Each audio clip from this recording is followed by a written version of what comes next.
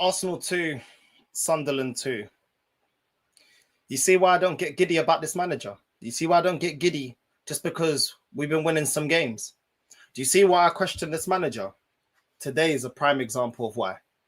I was absolutely fuming today. Absolutely fuming with Mikel Arteta and his decisions and the way that we played today.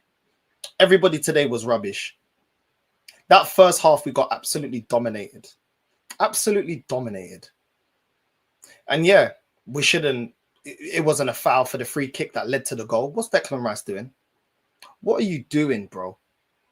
What are you doing? Doesn't win his aerial duel. Then you're dragged down to the floor. Where's our centre-backs today? Because Gabriel and Saliba were both rubbish today. Both of them rubbish today. Eu estou cansado dessa porcaria. When things don't go our way, this manager has no clue.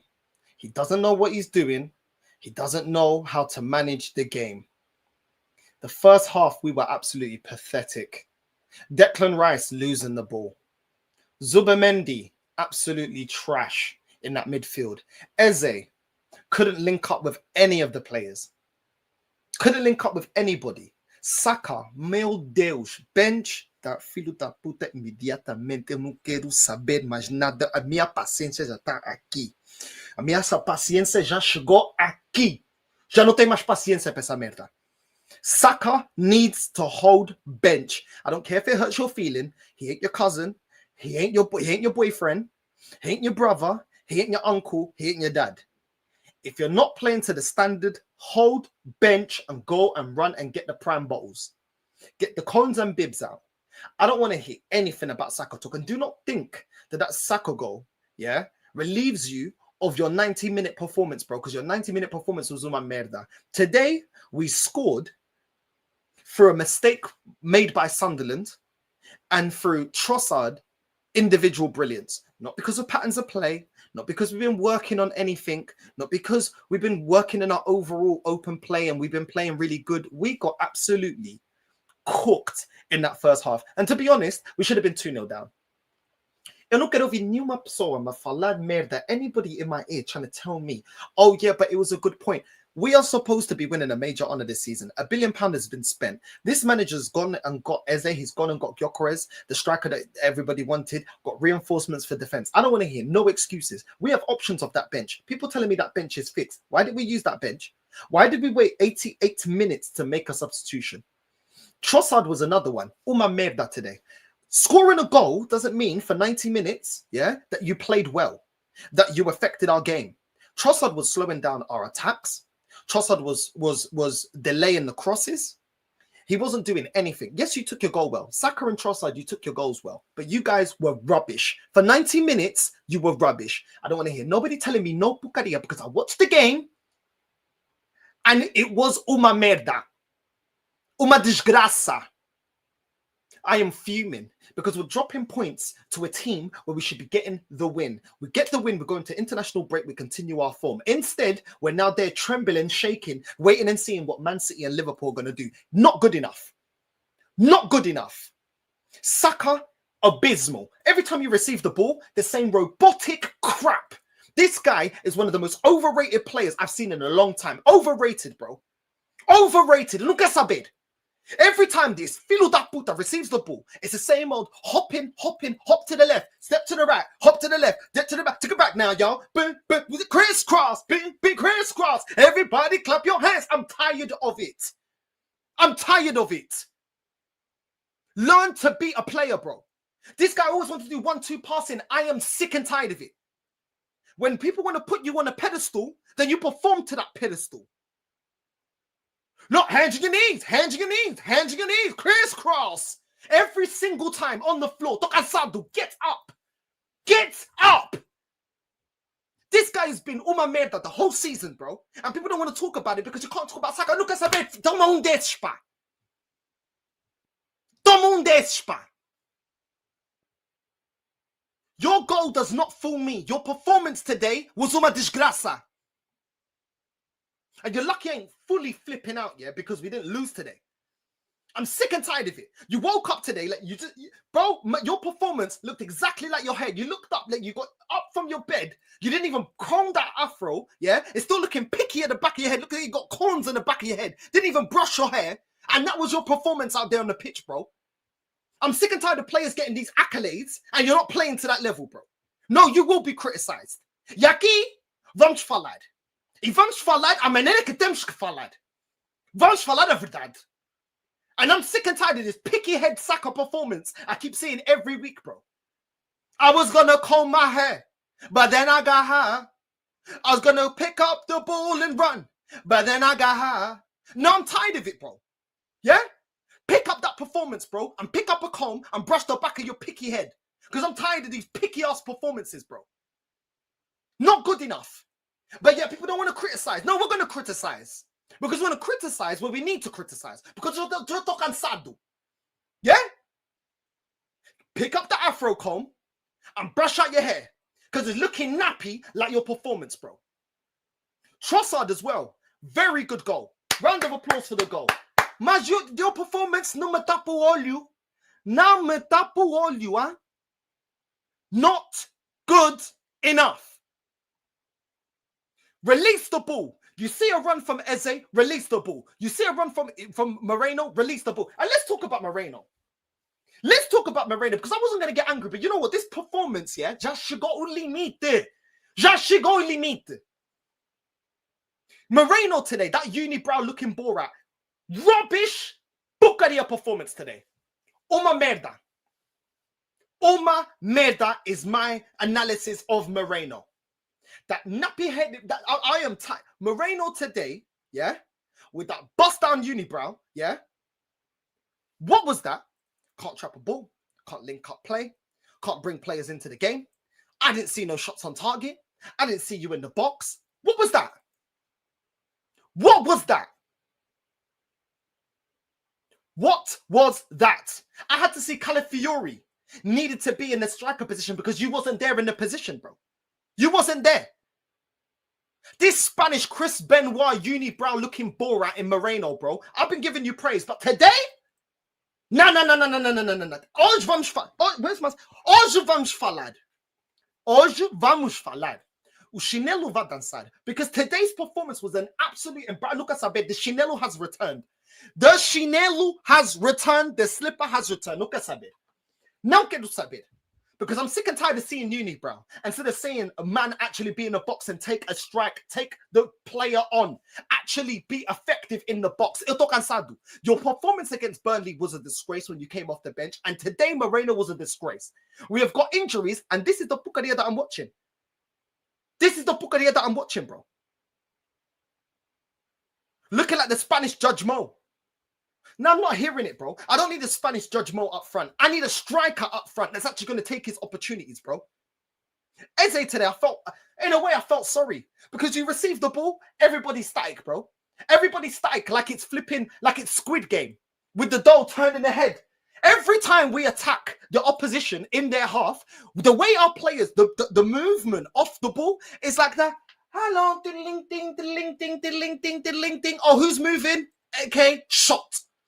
Is this Squid Game, bro? Is this the Dolan Squid Game? That you're not allowed to move. You're not allowed to. Everybody's static. Everybody's static, bro. Everybody just stop. What is this, bro? What is this? No, I don't care. There is no runs. There's no movement. There's nobody trying to do anything to receive the ball. Eze's looking for a pass. We got 5-6 players camping in the box, bro. These men remind me of the Fortnite players that used to hide in the bush. The players that can't build, that don't know how to shoot. They just hide in the bush and wait for someone in Fortnite to run past so you can get a headshot. Just hiding in the bush. That is the way we play football. Hiding in the bush. Camping in the bush. These men should play Call of Duty. You just go in a room, close the door behind you, and wait in the corner. Somebody opens the door, bang, shot.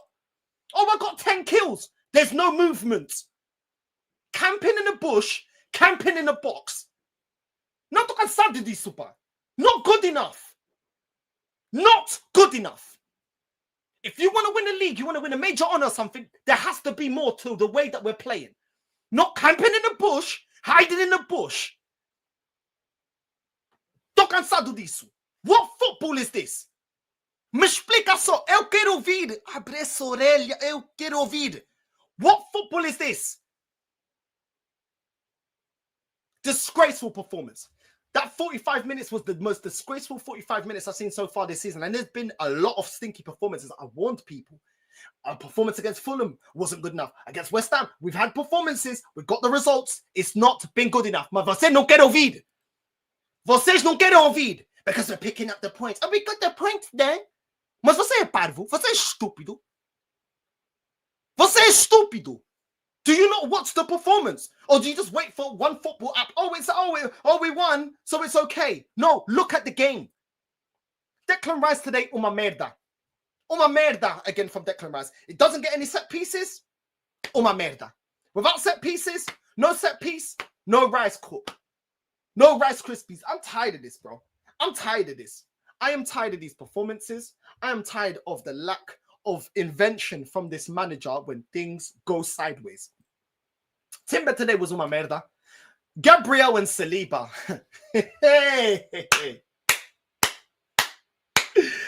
Where were you, man, for the second goal? What happened to Gabriel? All I'm seeing, Gabriel, instead of headering the ball for the second goal, all I'm seeing is veneers. I don't give a crap about your Tipex tooth, bro. I don't care about your veneers, bro. Are you a Kardashian? I don't care, bro. Man's trying to do the whole Tipex thing. Trying to do the whole, you know what I'm saying? Your teeth looking like white tiles from Topps Tiles, bro. Sponsor Topps Tiles, bro. I need a player that can actually win the ball aerially, bro, and clear the ball out, bro. Instead, what am I seeing? Just bare white teeth, bro.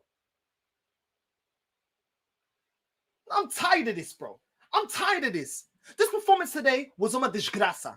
And this manager, you see that when we get the goal back, Sunderland were deflated. They had nothing about their game. They weren't doing anything. And what do? We're going to, instead of imposing ourselves, bring on Ethan, bring on Skelly, bring on players to actually win the game. No, what does Arteta do, guys? We're going to control. We want to control the ball so we don't concede any more goals. You are a coward, bro. You're a coward. You are a coward. When it's time to turn up, when it's time to put the pressure on Sunderland's neck, that second half, we were on top of the game. And what do? Slow it down. Slow it down. Everybody do the Matrix. Everybody do Neon. Everyone do Morpheus, bro. Everybody do Morpheus. That's what I saw from Gabriel. He looked like the light-skinned Morpheus, bro. Slow motion instead of clearing out the ball. 7 minutes. 7 minutes. I said, stop the crosses into the box. We're going to concede. I was on Lee's watch along. Go watch it if you think I'm lying. What are we doing? Slow the game down and hit them on the counter. Stop the crossing. What do we do? Oh, you can keep crossing. See you at the crossroads. See you at the crossroads. See you at the crossroads, bro. And then we concede. I need a beer. Where's my flipping beer, bro? It's not beer.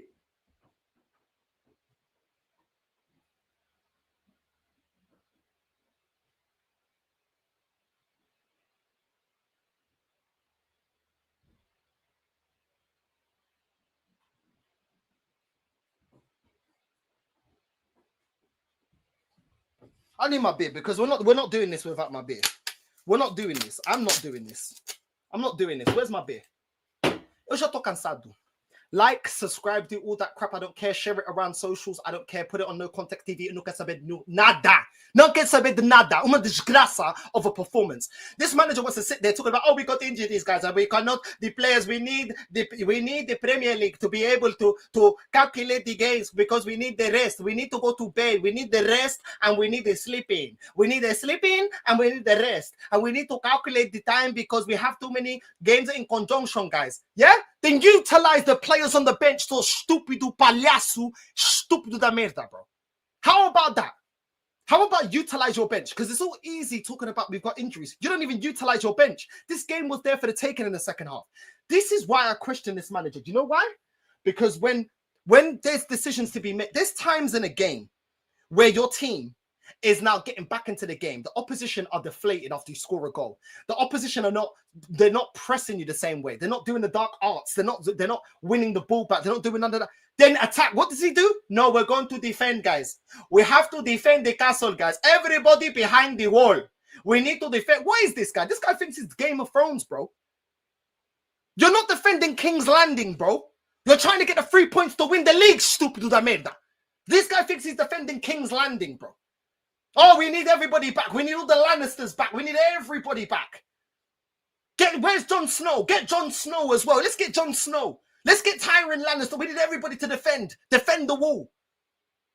I'm tired of this, bro. Man looking at Sunderland like they're the White Walkers from flipping Game of Thrones. Oh, the White Walkers are out. The White Walkers. Everybody run for the wall. Run for the wall because we can't attack. Run for the wall. Calabocapa. Tired of this, bro. And this is the guy I'm supposed to expect is going to get us over the line when we're in the quarterfinals, semi-finals of the Champions League. This guy that has no balls to even go out there and win against Sunderland. This guy. Who's that guy in the Game of Thrones that he got his willy chopped off? That's Arteta, bro. The Unsully or whatever they're called. That's who you are, bro. That's your heritage. The Unsully, bro. No balls, bro. Balls chopped off, castrated, done, finished. There's no erectile dysfunction because there's no willy to do anything, bro. I'm tired of this, bro. Tired of this. No, I don't care. Man keep talking to me about the squad. Has this manager changed? You want to talk about players making a difference? Well, Moreno made the difference when he was at Porto to make them win the league. Wenger made the difference when he came to Arsenal to get us over to win the league. Mourinho made the difference at Chelsea. Conte made the difference at Chelsea. Slot made the difference at Liverpool last season. When does this manager ever get us over the line and is the difference maker? You had the players available today to win the game. But what do you want to do? What do we always say? 2-1 is not a scoreline that you should be comfortable with. It's a very dangerous situation. This manager must have seen, they must have seen Spurs 2-1 up against Man United. What do?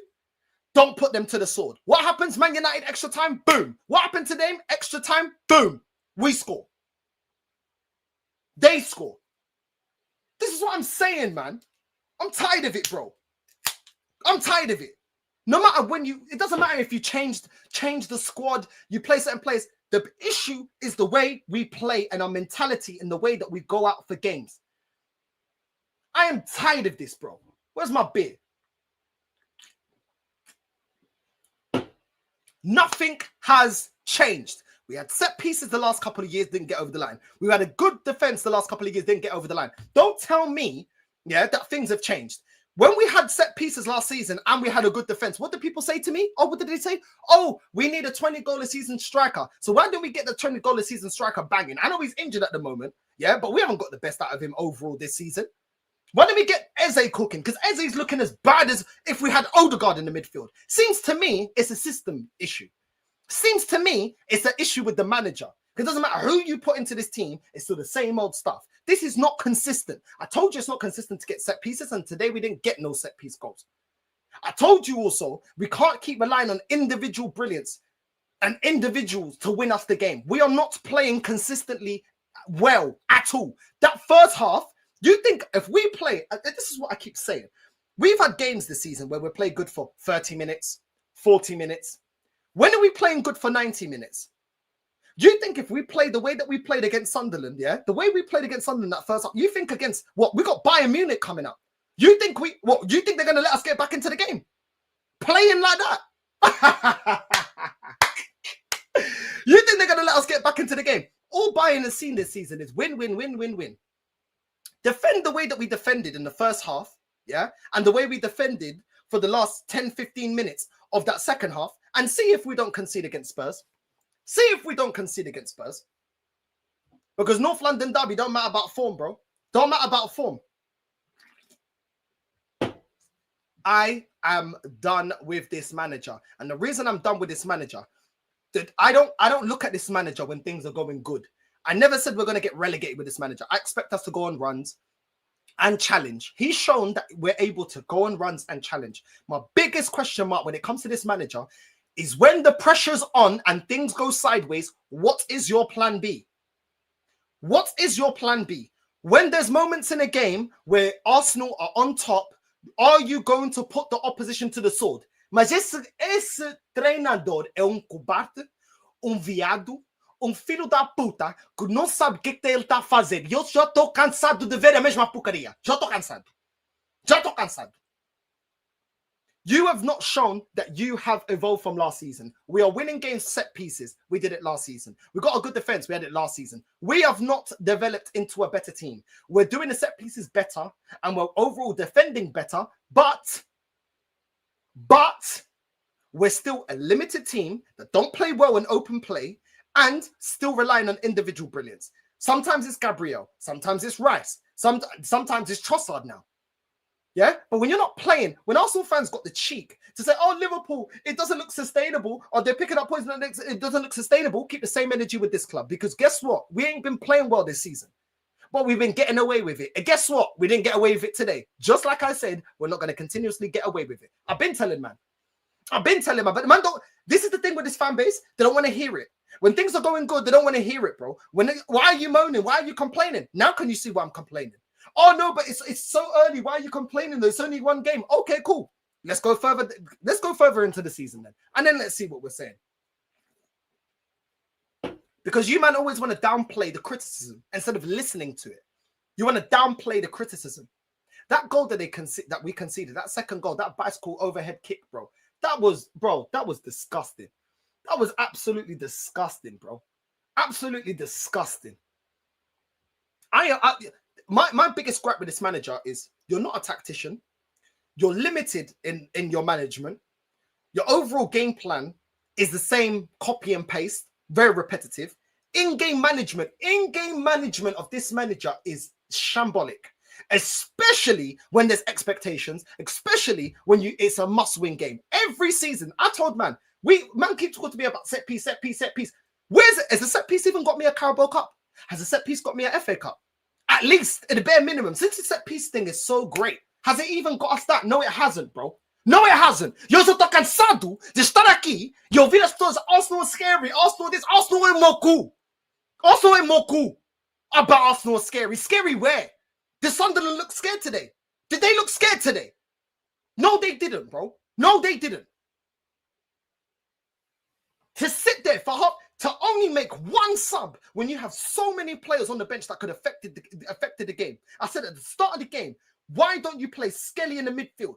Look at Zubamendi. What did he provide today? Yeah, we had chances in the game. Yeah, Zubamendi hit the crossbar. We wasn't playing well.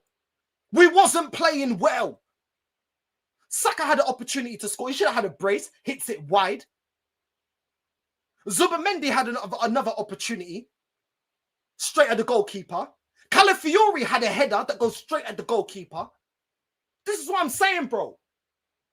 And that, do you know why? That is the moment where you start saying, right, we're putting pressure on Sunderland. Right, now we go and get Skelly on. Now we go and get Ethan on. Dalman on. Now we go and put these players on. Now we go and impose ourselves. They're rattled. We got to go back and they're rattled. Right, now we're going to go for it. We're going to go for it. They're rattled now. And they were rattled. When we got the equalizer, deflated. Sunderland deflated, bro. They were completely deflated. And what do? We ain't going to take advantage. We'll just continue to do the same pucaria. Wait, calm down, and invite pressure on. You take off Eze to bring a centre back to invite pressure on. Make this make sense, bro. And you think I'm going to believe that we're going up against PSGs and Barca's and Bayerns and all these teams in the Champions League in the latter stage that this guy's going to go for the win? Right now, our route to a major honour, our best chances is the league. Liverpool been all over the place overall. So is Man City. But now, Liverpool have got a bit of form, winning the last couple of games, win against Aston Villa, top performance against Real Madrid. Man City, been winning their games, beat Dortmund, beat Bournemouth convincingly, playing well and getting points. What are we doing? Oh, here's a lifeline. So if one of you lot can take advantage tomorrow, no worries. You can bridge the gap. What did I keep saying? Keep putting the pressure on. Christmas period, difficult period. The crunch end of the season, difficult period as well. We need to get over the line and over those big milestones within the season. What do? Give them a lifeline. Against Sunderland, bro. Is this acceptable? Is this acceptable?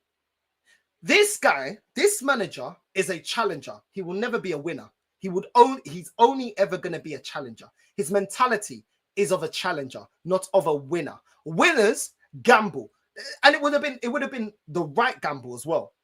Because they were on the rope. Sunderland were trash in that second half. Trash. You see the directness of Trossard got us a goal. Why not continue? We're up 2-1.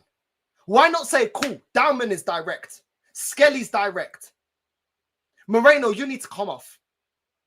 We need to make it a more direct game. Because we just got a goal by being more direct. Take him off. Play Trossard up front or something. I don't know.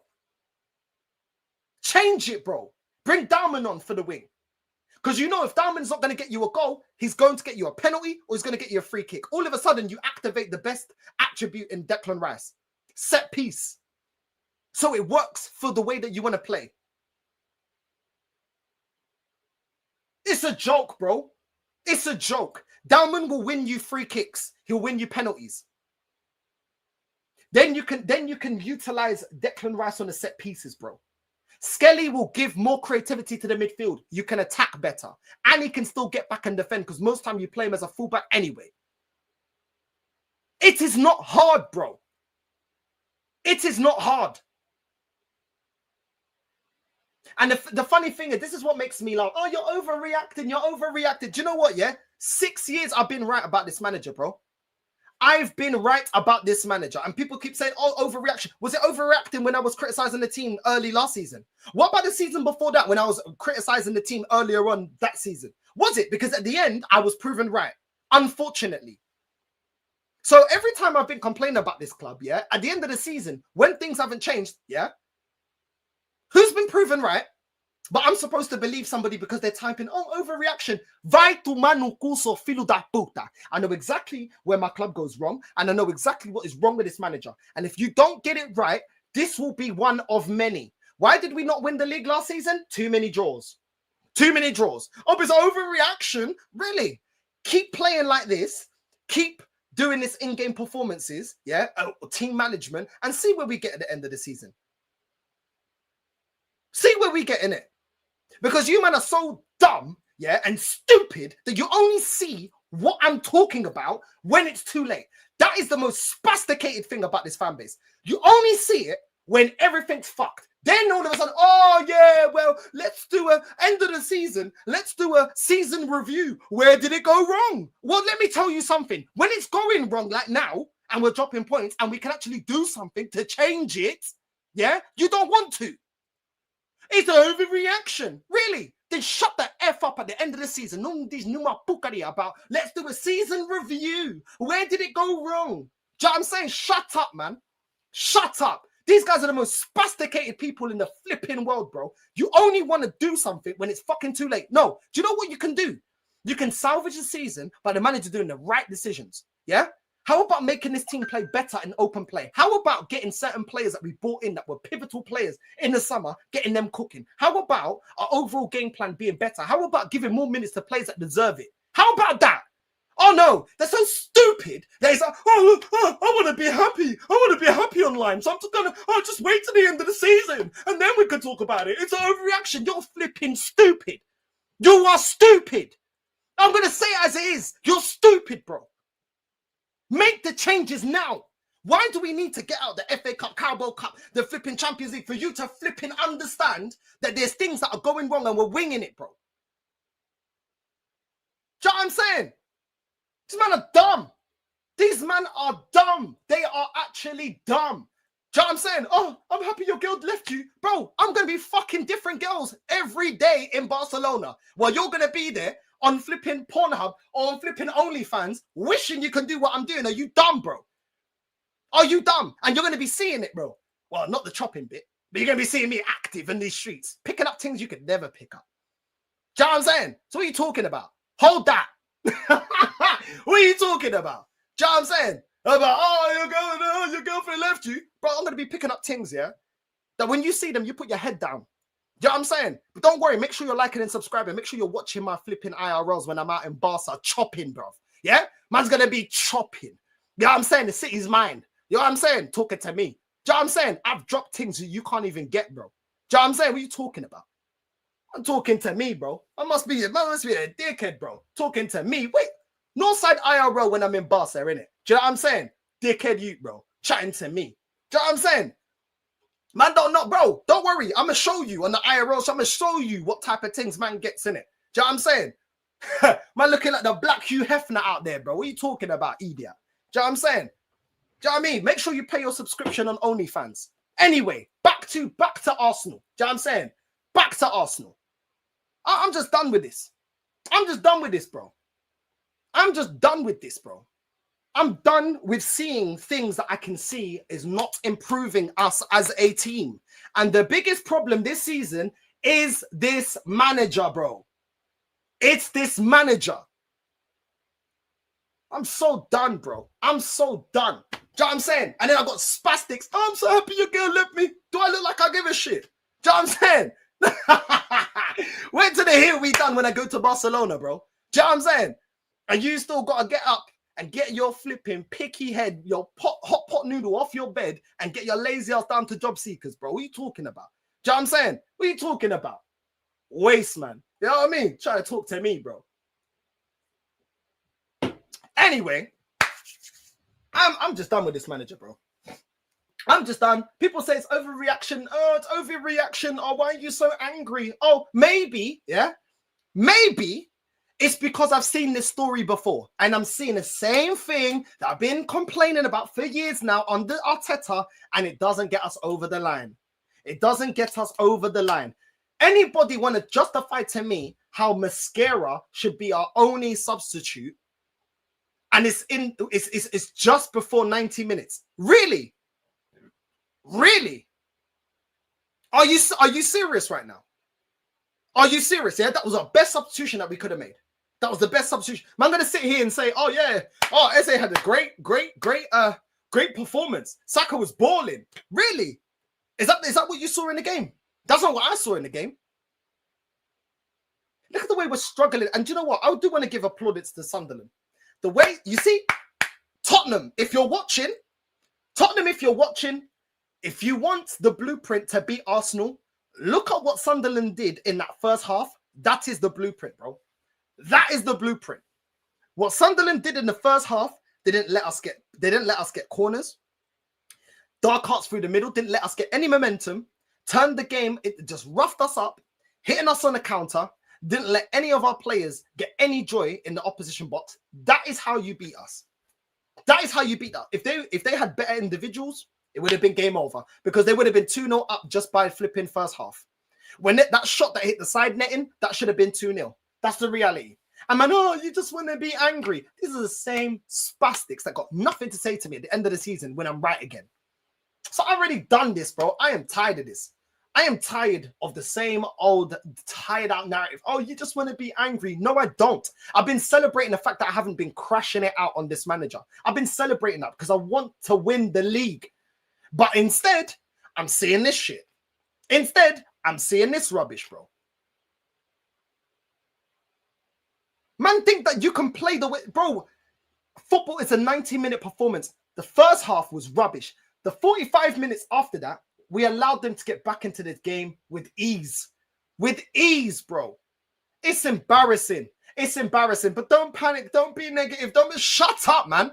Shut up. Tell the truth, bro. You're more concerned about people online you don't even know. You don't even know them. Oh, what are they going to think of me? They're going to think of me as a great fan. Oh, look at me. Oh, I'm such a good fan. Oh, I never criticize a team. Oh, no, I like to be level-headed. Shut up, man. Shut up and talk the fucking truth. We saw the game, bro. We saw the game. We saw the game. Do not tell me our performance, that this is only the first performance that we had that we've not been great, bro. We wasn't great against Slavia Prague. We wasn't great against Burnley. We wasn't great against Brighton. We wasn't great against Crystal Palace. We have been playing like this, and but we got the point. I'm tired of it. Eu já tô cansado. If you do not win me the league this season, rua. Arruma tuas malas, arruma tuas porcarias, tuas merdas, rua. Rua. I don't care, bro. I don't care. There is no give it one more season. Maybe if he had this, maybe nothing. Maybe you should have been bought as a woman. Maybe you should have been born as a woman. Go change your Pampers. Go change your Tampax compacts. Go change your pads, bro. Do you know what I'm saying? Because these men are always on their period. Every time it's time to talk about this manager and actually being a manager good enough to get over the line, there's always excuses. Eu tô cansado. Já tô cansado of the excuses, bro. It's not good enough. The man management isn't better.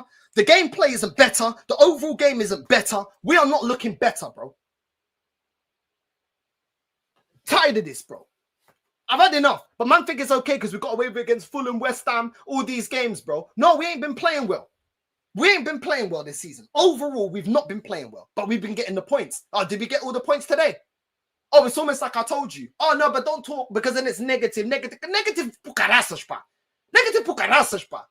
For this, these period pad flipping supporters, bro. I'm tired of these, man, bro. Tired of these, man. Oh, you can't complain. It's too early. Oh, all of this because of a draw. All of this because of a draw. For this, puta que pariu, pa. For this, I'm tired of it, bro. Step up and actually get over the line, bro. Get over the line. The only way I'm accepting this haram football is if we get over the line. You don't get over the line, acabó. Acabó. Yeah? We'll book your flight back to Spain. You can go manage Ibiza FC or whatever is out there, bro. Zanti FC, I don't know. Go support another team. Go manage another team. I have not got any more patience. I have been somebody that has not supported this manager. I didn't want this manager. And because of the overall fan base, oh, you got to support him. You got to back him. Cool. You, man, have gassed him up to be this mad manager, then I'm going to criticize. Because we're supposed to be, we got the best defense in Europe. We got Saka, one of the best wingers in Europe, in world football. Our Eze's a baller. This is not okay. So we should be beating Sunderland then. My expectation, yeah, if you're going to gas this team and gas this manager, my expectation is correct. Because the expectation is we should be slapping up Sunderland. No excuses. No excuses based on all the hype and all the, why are you reacting? Why are you going too much? Why are you doing too much? Why this? Why that? Cool. If he's so great, then I should be fuming if we're not winning against Sunderland. Because Arteta is supposed to be the best manager in world football or one of the greatest young managers in world football. Cool. So you're going to get that energy. You're going to get that energy, bro. And when you don't perform, I'm going to be pissed. Don't gas me a player and a team and a manager, and then when they're not doing what they're supposed to do, you can't criticize. You can't criticize. You can get a job right now that you're earning $12.99 an hour, £13 an hour. You get criticized. People are on this manager and these players are on millions of pounds. I can't criticize. Today Moreno was uma merda, bro. Tá brincar comigo, okay? Now I'm tired of Moreno, bro. With that baked bean head, bro. No, not good enough, bro. Not good enough. I don't care. Not good enough, bro.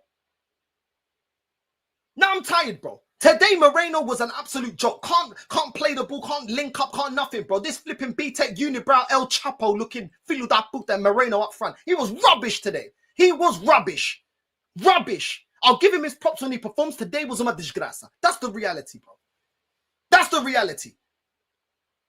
That's what I'm talking about. Look at that Spanish Homer Simpson with a hairline. Now I'm tired of it, bro. Moreno was rubbish today, bro. Didn't do one good thing today. Not one, bro. Put his boots on the right way around. That's about it, bro. Saka, Moreno, Eze, yeah. Zubimendi, yeah. All these man, Gabriel Saliba, horrendous performances today. Horrendous. I don't care what no one tells. I don't care, bro. Don't talk to me about Moreno and that flipping watermelon head. I don't care, bro. Not good enough, bro. Not good enough for Moreno, bro. I don't care. Don't come to me trying to justify this pucaria, bro. No quero saber. Não quero saber. Not good enough, bro. I've been chilling. I've been celebrating the wins. I kept saying, yo, but this ain't consistent. Why are you moaning? Okay, now you know. Oh, but it's early. It's early. Okay, says the same fan base that was complaining at the manager that he was playing 3DMs in the midfield. So you man can complain about 3DMs in the midfield that didn't work against Liverpool, Man City. But when I'm complaining about the overall way that we're playing, the tactics, the in-game management from this manager, you can't complain. It's too early. So why would you man complain about 3DMs in the midfield? See, it seems very selective with this fan base, isn't it? Very selective, bro. When we're allowed to complain. I'll complain until the day I'm dead. I'll complain as much as I want because until I see what I want and this club winning a major honor and this manager getting it right, I'm going to complain. I'm going to complain. Oh, but he got an assist. Oh, okay, so what? Saka had a good game because he got a goal. What? Trossard had a good game because he had a rocket, and that was a rocket of a goal. I ain't taking nothing away from the goal. That doesn't mean for 90 minutes that Trossard played well. Someone going to lie to me and say that Trossard played well. Huh. Man talking to me about quads and trebles and what? And this is how we're playing. Play like this against Bayern Munich. Play like this in the North London derby. We're catching a hot L, bro. Hot L. Do you know what I'm saying? Play like that, bro. Play like that. Play like that. Do you know what I'm saying? And we'll see what happens, bro. Play like this against Bayern and against Spurs. And then do you know what it'll be? Oh, North, you were right, yeah, but you're overdoing it. You're overdoing it. Shut up, man. Shut up, bro. Arsenal scary. All the people talking about Arsenal scary, Arsenal scintillating. Nobody can stop Arsenal. What Sunderland did. What Sunderland did. Well, they stopped us getting the 3 points. What Sunderland did. Look at Sado, man. Get my blackhead to Barcelona, man. I need to go to Barcelona, bro. I need to get my blackhead in Barcelona. I'm tired of this, bro. I'm tired of this. I'm tired of this, bro. These man gas up the expectations, and then when you hold them to those expectations of what they gassed up, oh, why are you criticizing? Then don't gas me that this manager's incredible. Get my blackhead to Barcelona, man. Get my blackhead to Barcelona. I need to dip my bunions in the sand, bro. I need some happiness right now because this club, yeah, always. This is why I never get excited. This is why I never go over the top. This is why PTSD, trauma. Do you know what I'm saying? I'm trauma bonded to this team, bro. Trauma bonded, bro. Trauma bonded to this team, bro. I'm tired of it, bro. Sick and tired of it. Don't give me excuses. Stop telling me about, oh, but it's too early. No. I've been doing this. Oh, you're doing this now because it's a trend. Every time Arsenal lose, no, I'm getting it right because I'm telling the flipping truth. You want to go with this, oh, to feel good. Oh, yeah, all right, cool. Where's all this Arsenal scary stuff today, bro? Where's all the Arsenal scary stuff today? The two biggest things, criticisms I had, this is the biggest criticisms I had of this manager and this team. When the pressure's on, how do you perform to get over the line? I'm still yet to be proven wrong. Can you get over the line? I'm still yet to see. In-game management. What was in-game management today? Talking about injuries, yeah? Talking about injuries. And you're playing everybody 90 minutes. Oh, but we got international break. That's not the point. That's not the point. We've got the congested period at Christmas where we're going to be playing back-to-back games. You're not going to be able to avoid playing the bench. And this is a bench that you assembled. This ain't a bench that Arteta inherited. No, this is a bench that you assembled. And then you dared to not even play them, bro. Make that make sense, bro. Make that make sense. Oh, you don't rotate at Christmas. And then we've got Everton. 2 days after, then we've got Crystal Palace. And then you get injuries. Then you want to talk about injuries. Then utilize your bench, bro. Utilize your squad. I need a blem, bro. I need a blem. Let me get the link is there if you want to jump on. You already know the rules. Camera and mic. Do you know what I'm saying? Whether you're Arteta in or Arteta out, I don't. It doesn't really matter to me. You know what I mean? I actually rate the Arteta routes that actually got the balls to jump on and debate me. Do you know what I'm saying? So it is what it is, bro. It is what it is. But let's get the man them on, bro, because I'm hot right now. Yo, boys, how you doing, man? What a load of shite. Yeah, bro, that was absolute embarrassment. We spent $1 billion. Embarrassing. We decided to park the bus. Yo, quickly, man, them. Easy. If you're gonna swear, yeah, just do it in your own language. Don't do it because YouTube's using mad right now for swearing. Even me, like, I have to try and stop. But anyway, man, them, you already know. Each one, whoever wants to go first, man, have your say on today's game. Everyone has a turn. I'll start. Mikel Arteta, Lego head, yeah. What the hell was that? Yep. What was that? That was absolutely disgraceful. First half, we go a goal down, and then what? You shape football sideways, and backwards. Funnily enough, we do that more now than we had Mohamed El sideways and backwards, Mohamed El Nene. Like, what are we doing it? This manager refuses to learn. Other than one season, 22-23, where we bottled an 8-point lead, right? Does an interview with GQ. Well, guys, I was this close to quitting, guys. I was this close to freaking quitting, guys. Yeah? And then, what do? You turn up next season, and then you go backwards. Oh, but we only lost the league by 2 points. Get out of here, man. Come on, like, what are we doing here? What this showed tonight, the handbrake needs to come off. It needs to stay off. Right here, right now, Fatboy Slim settings. Go back to 22-23. We have the players. Yep. Even with the injuries, we have the players. We've got the squad. The only thing we're missing is the manager. This is why I question this manager. This is why I never wanted him in the flipping first place. Because this guy is rubbish when it matters. Lineups. Now, you could argue the lineups were pretty good. I'll give you that. Yeah, the lineup. In-game management. Tactics. No, shocking. Lineups. Mosquera today. Like the substitutions. Yeah? Yeah. I don't think I've ever seen a worse manager for not bringing on players when they need to be brought on. He's worse than Wenger. Way worse than Arsene Wenger for that. Yeah, he's worse than Emery. He's worse than Emery. Diabolical. This guy refuses to learn. This guy is a coward. He's a weasel like Randall Weems in Recess. If you know, you know, people. If you know, you know, right? For me, I could mention this player, that player, because both are goal scorers.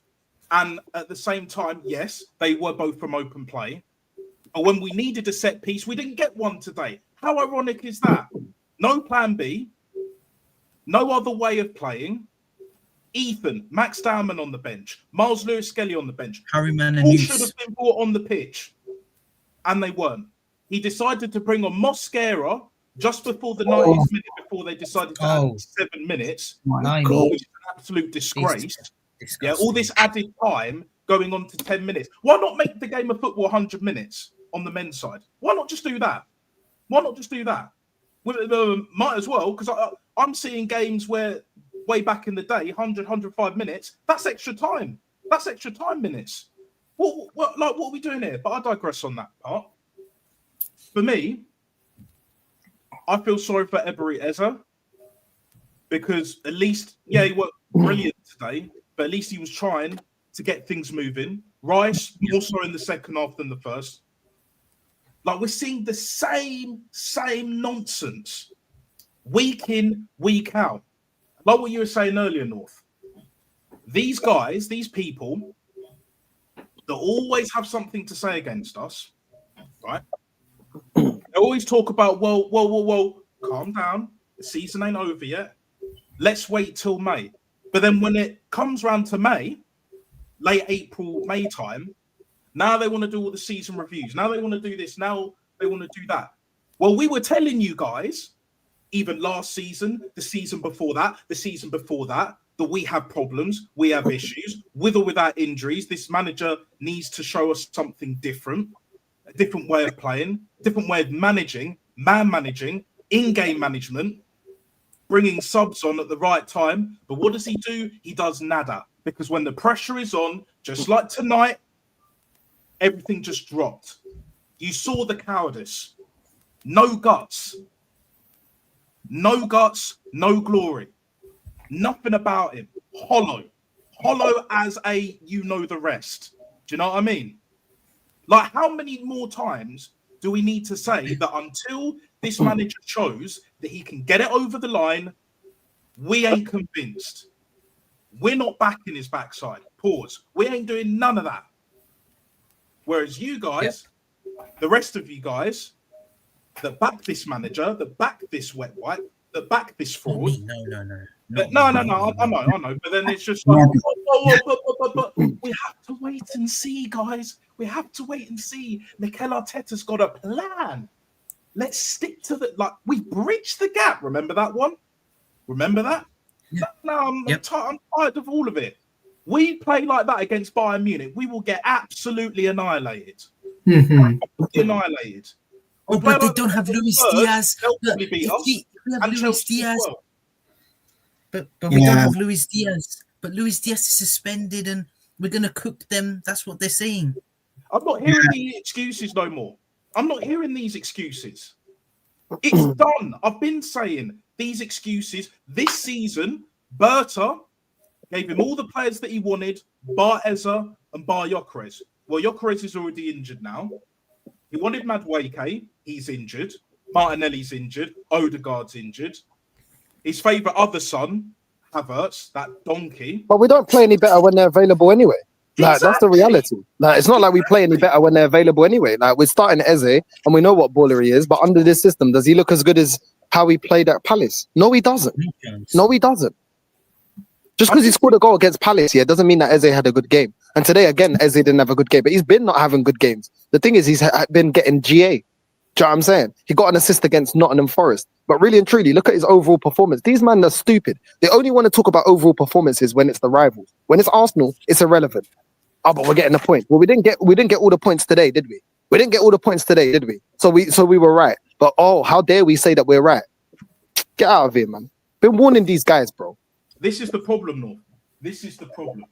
When things are going well, they get carried away. Season in, season out, week in, week out, they always get carried away. But when the pressure is on, whatever time of the season, whatever part of the season it is, this manager, these players, they fail. They falter. They can't get it over the line. We've all been saying this. We all see this. And as much as I don't rate certain players, even the ones that have been playing okay in certain parts of certain games, but for the most part, they haven't been good enough. Norgard ain't good enough. Other players that we shipped out either on loan or sold, Kivior, Zinchenko, that were playing last season and the season before, not good enough. Madueke, not good enough, even though he started well. So, it's this never-ending cycle of we're either short or we've got a bunch of players here that ain't good enough or that don't fit the system, and it's not going to work, which is where we're at. There's always something wrong at this football club. There's always something wrong. Because if you think Liverpool won't catch us up if we keep playing like this, Man City definitely will, and they're the real favourites. They're the real favourites. How can we be the favourites for the Premier League and Champions League when we've never won it? When we've never won the Champions League and we haven't won the Premier League since 2004. I was in primary school the last time we won a league title. Let me say that again one more time. I was in primary school when we last won a league title. These MFers, right? These people, a lot of them, younger than me and all of that, that will be their first league title if we win it. That would be the best that they've ever seen. But I've never watched Arsenal win the league, bro. I've never seen Arsenal win the league. So you haven't? I'm 18. I'm 18. I've seen Arsenal win 4 FA Cups. You're in the minority, mate. Respectfully, you're in the minority for your age range, for your generation and all that. But most of your generation that have not seen a league title as well are acting completely different. They're getting carried away. They're getting gassed over little things. It's an absolute mess. But when it comes to March, April time, as I've been saying on this channel and on my own channel before, etc., just wait till late March, wait till April, wait till May. We'll see what's going on with this team. We're already seeing it in November, bruv. November. Guy Fawkes, like fireworks outside my yard. Been hearing that all night. Yeah, but you see a comment like this, yeah? You see a comment like this, top of the league, and the man them going crazy. We ain't going to win every game. Man, you see this? This is exactly, these are people that, I'm sorry, you can't be saved. Because you're not seeing the overall picture, the bigger picture of what we're talking about. And this is why we continue to get it right, because the fan base as a whole think like this. Oh, but we're still top of the league right now. Don't think of the overall picture. Don't think of this. Don't think of that. Okay, cool. If you can't understand that we don't have a plan B, if you can't understand that we don't play good in open play, we don't react well to pressure, that we've not built upon what made the team good last season, that the players that we added have not elevated the way that we play, then you don't get it. You'll get it at the end of the season, and then you'll be in denial. You'll get it at the end of the season, then you'll be in denial, and then say, yeah, but you know, let's look at the excuses as to why we didn't win, and that's why the cycle keeps continuing. And this is, it's jarring speaking to fans that are like this, because they just don't want to accept the reality for what we can see. So if you think we're going to continue to win because of set pieces, okay, cool. Where was the set piece win today? Well, this is the problem, bro. We have to. The most goals we score from is from set pieces, and if we don't get set pieces, we struggle to score. That's the reality. Yeah, and there's something I need to point out. Henry, Hooks, and the bookies that come out and say Arsenal are the favourites to win the Premier League. One of you need to come on Northside Stream and explain why and give your reasons why we will win the Premier League. But we are not going to win the Premier League. And I will stick by my opinion, because today, that performance against Sunderland was absolutely abysmal. Dan Barler, do you guys remember? Dan Barler was once in our academy, and he came back and scored against us. And this is what I keep saying. All these players that we have let go out of our football club, they always come back and haunt us. And that's what Ballard did today. He haunted us. And the fact is, our defending for Ballard's goal, abysmal. Gabriel looking like one of the JLS boys. What was he doing? Rice. He was, yeah. What was he doing? How did he allow the play to go past him? Make a tackle, bruv. I told you, our defending is good, but sometimes it can be out of control. So the fact of the matter is that Sunderland should have taken a point off of us, because if they had scored that third goal, that's it. We ain't gonna come back from that.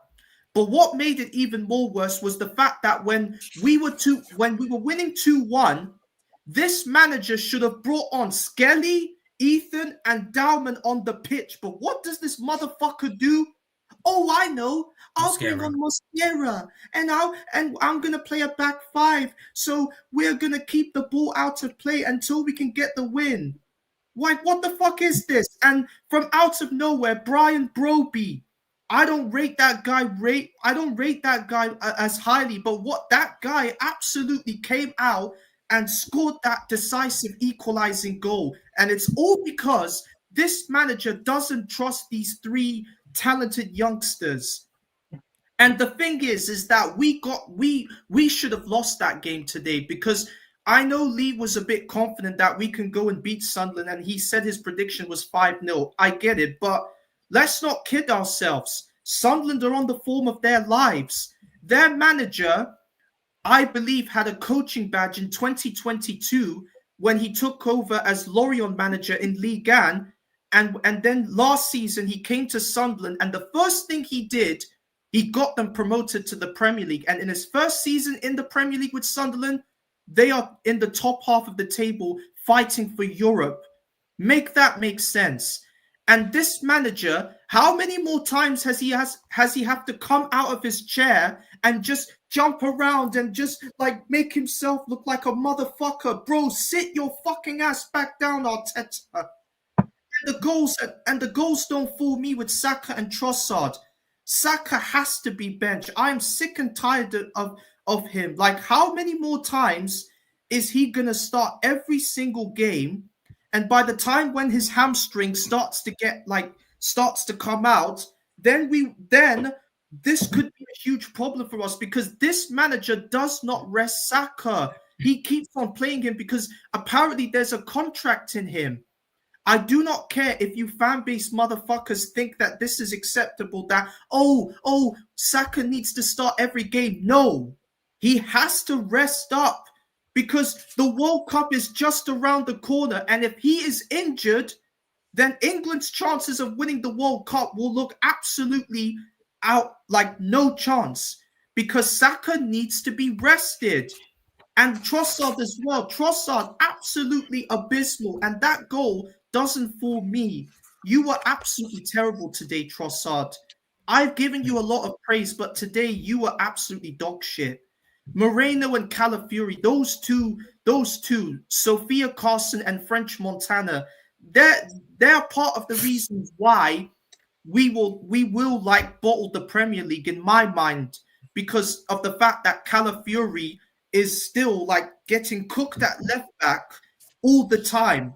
But when the one thing Calafiori did right was when he came forward a couple of times.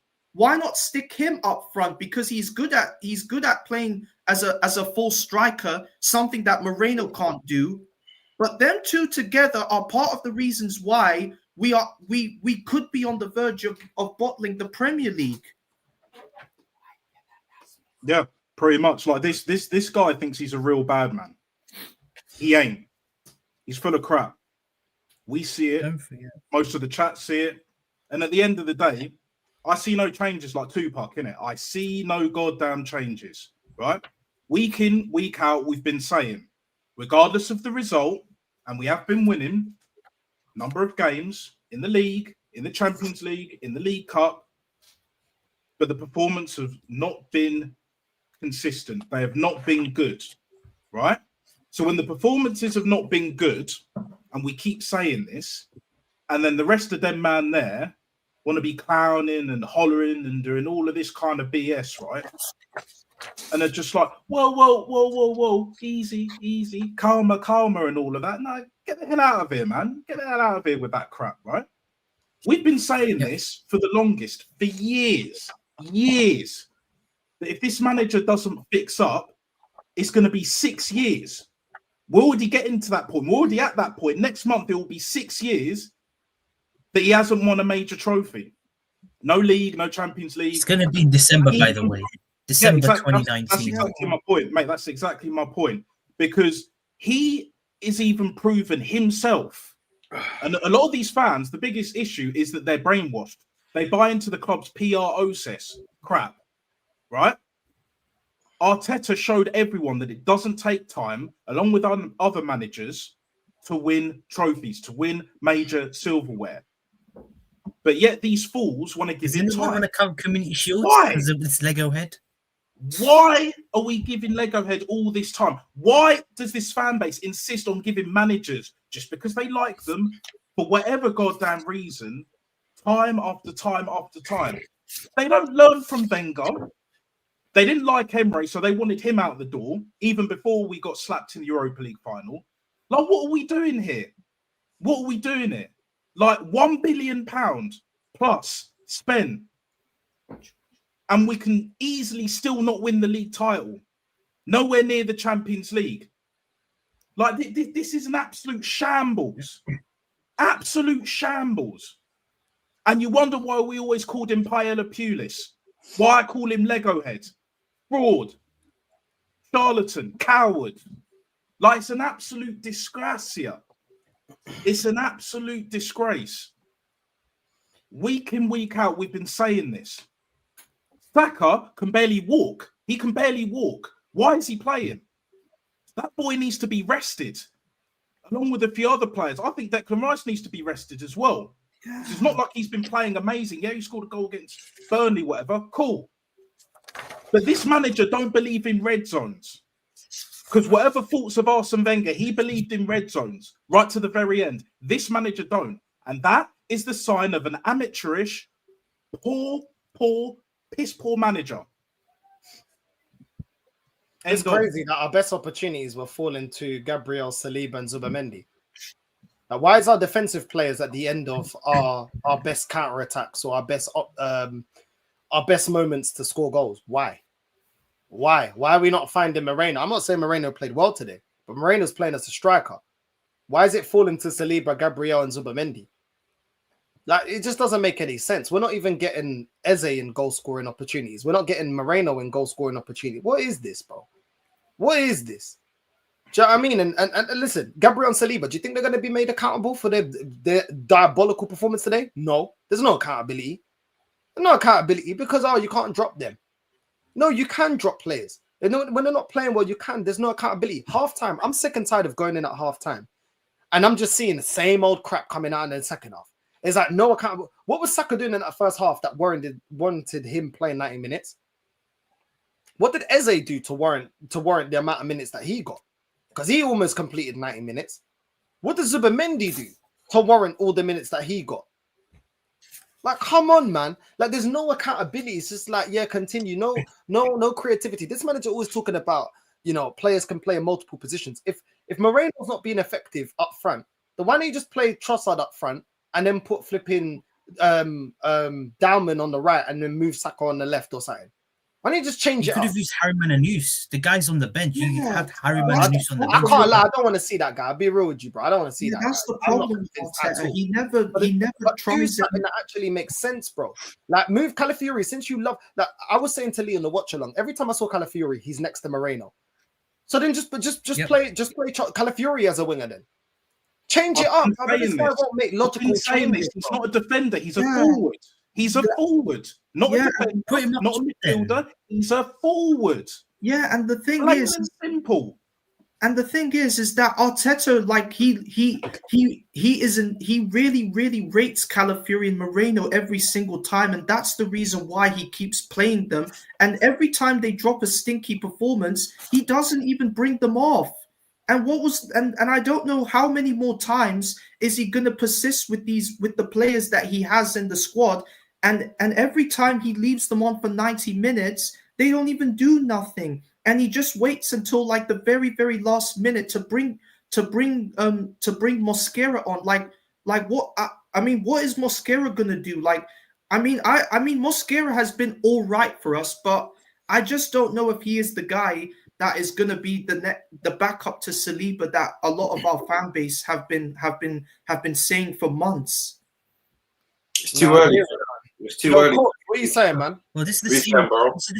Oh, sorry. Obviously, I said what I said on the comment, but I think we're taking out of context. What I was basically saying is we're not gonna win every single game.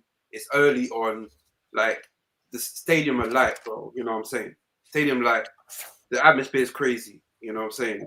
Like you got a deep hit, like all these injuries that we got. I'm not a top gooner. I've been Arteta out for years, yeah. But I can draw a line and be like, you know what? This was a tough game. If we had Gyökeres, who's a bit more physical, and would have fought with these defenders, the amount of physicality in that team, everyone was getting bullied. What was Moreno doing? Moreno was just falling around, crying like a fucking little baby. You know what I'm saying? If we had someone proper like Gyökeres, fighting these defenders, doing a bit more, I think we could have got out and won that game. And even without him, today we could have won that game. Okay, So- cool. All right, hold on. So just to stop there.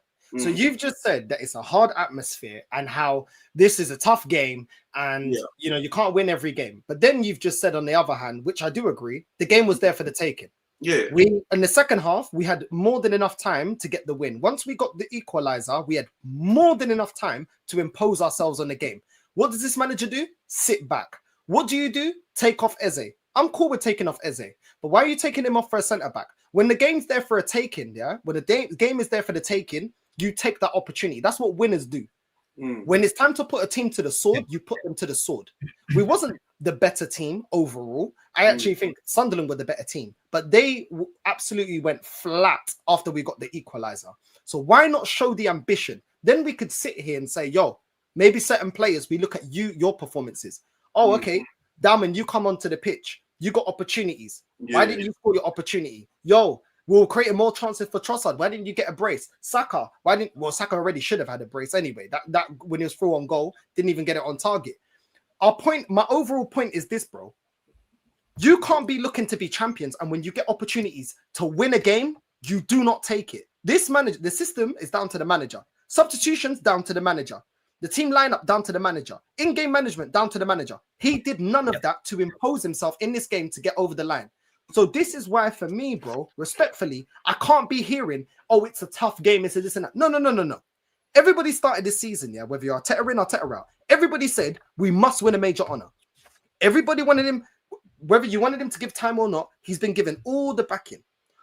When you have to deliver, you have to deliver. And he's not delivering right now. And we're looking static. The way that we're playing, yeah, there's a ceiling to the way that we're playing. You cannot go to Sunderland, yeah, they lost 2-0 to flipping Man United, bro. Why are we struggling? Man United, anyone going to tell me that Man United are a better team than Arsenal? So They why got a can't better front three though. Let's be real. They got a better front three. They attack better than we do. Like, let's be are real. they a better team, bro? Yes They're or not a no? better team. Okay, No, cool. So if they're not a better team, and most people will say that, most Arsenal fans will say Arteta is a better manager than Ruben Amorim, we should be able to get over the line. Have we got a better squad than them? Yeah, we do. We had players on the bench to affect this game. Everybody using the bench last season. Oh, our bench is messed up. So why are we not using the bench then?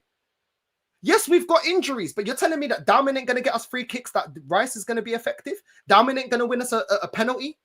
One thing that kid is great at is being direct, yeah, and drawing fouls. What are we good at? Set pieces. So all of a sudden, you kill two birds with one stone. Then you can bring on Ethan that would be more direct because Eze wasn't bringing you anything anyway. Then you bring on Skelly in the midfield, and we know that going forward, Skelly's very good. All of a sudden, you're making the most out of being when you've got the momentum, and Sunderland are now playing within themselves.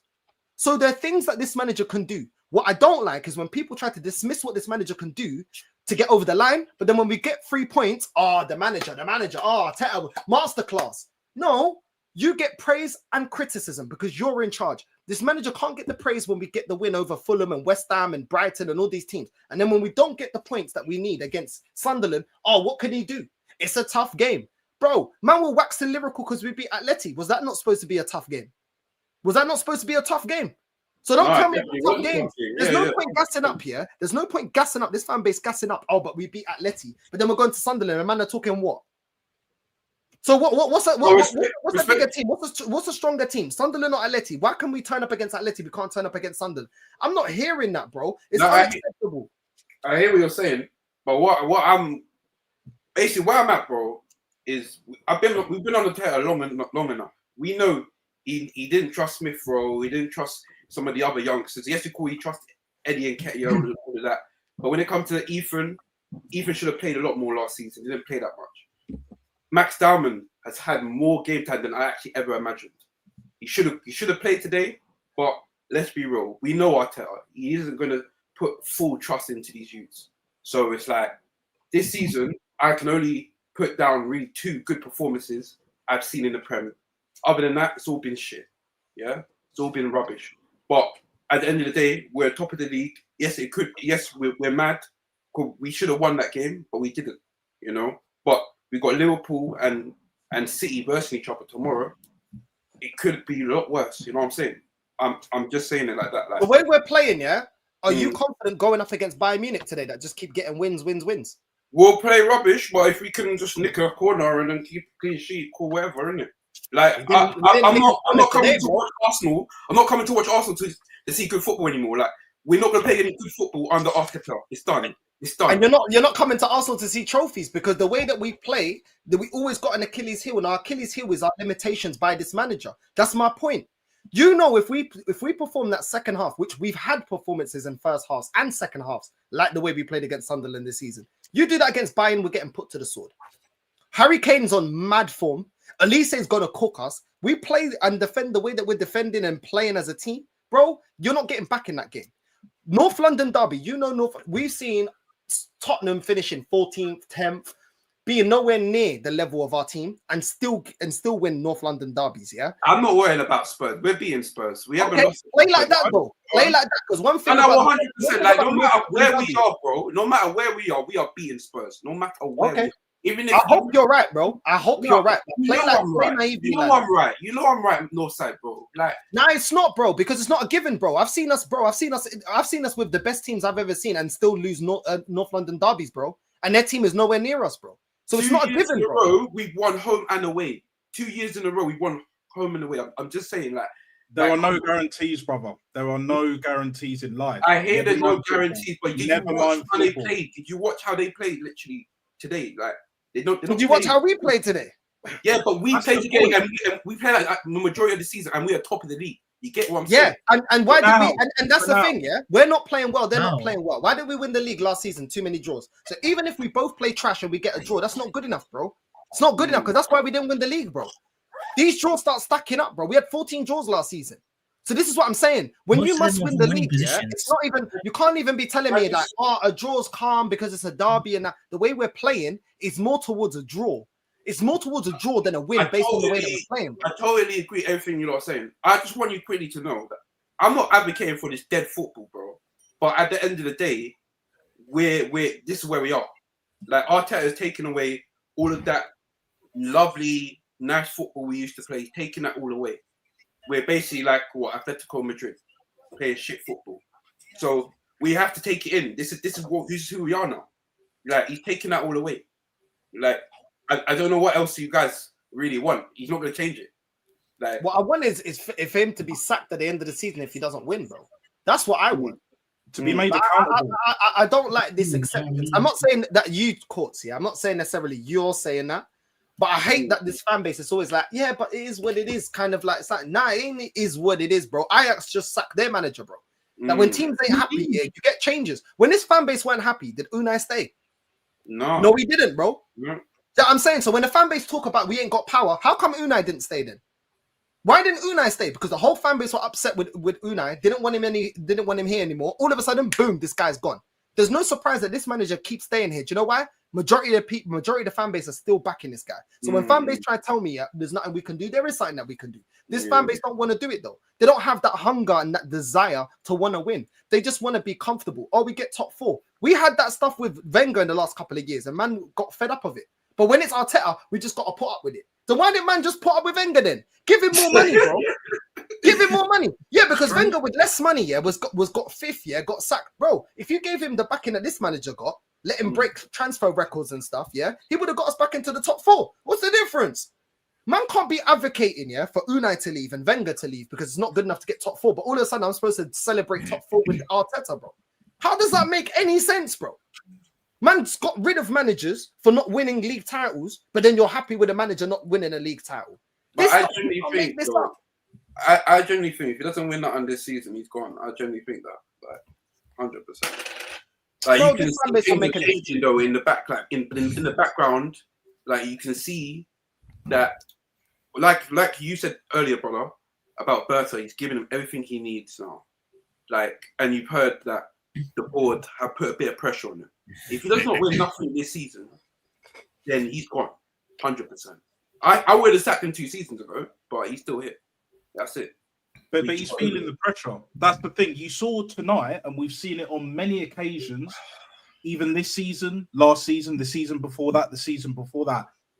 Whatever part of the season, when the pressure is on, when we need to win, when previous league winners will win these kind of games, the Man City's, Liverpool's, etc., yeah, they'll win that game. We didn't win that game. How many draws did we get last season? What was it, like 14? You think we can't get that number? 14 draws. Yeah, you think we can't get that number this season? Let's not with this squad. I don't think it's funky. Yeah, like if we keep playing like this, expect a lot more draws. Yeah, expect a hell of a lot more draws. We might not lose many games. I'm not saying we're going to lose many games, but we're going to get a lot more draws that we should be winning. Like I'm just sick of this, bro. I'm just sick of this, man. I really am, bro. Like I'm sick of not seeing my club winning, bro. I really am. I'm sick. Like my annoyance here is just I'm just sick of it, bro. Like I'm just sick of it. Like what? Like I don't get it. Like man say, oh, I don't go to games or I don't watch the games to not back my team. I don't watch my team not to win stuff, bro. I want to win stuff. Like this ain't Burnley, bro. Like I don't know how old you guys are, but I go when I got into football. My dad, obviously Arsenal fan, he showed me. It was the last year we won the league, and I was young. I didn't understand that at that point. I have not seen a league title since. So you know, I've been through enough pain.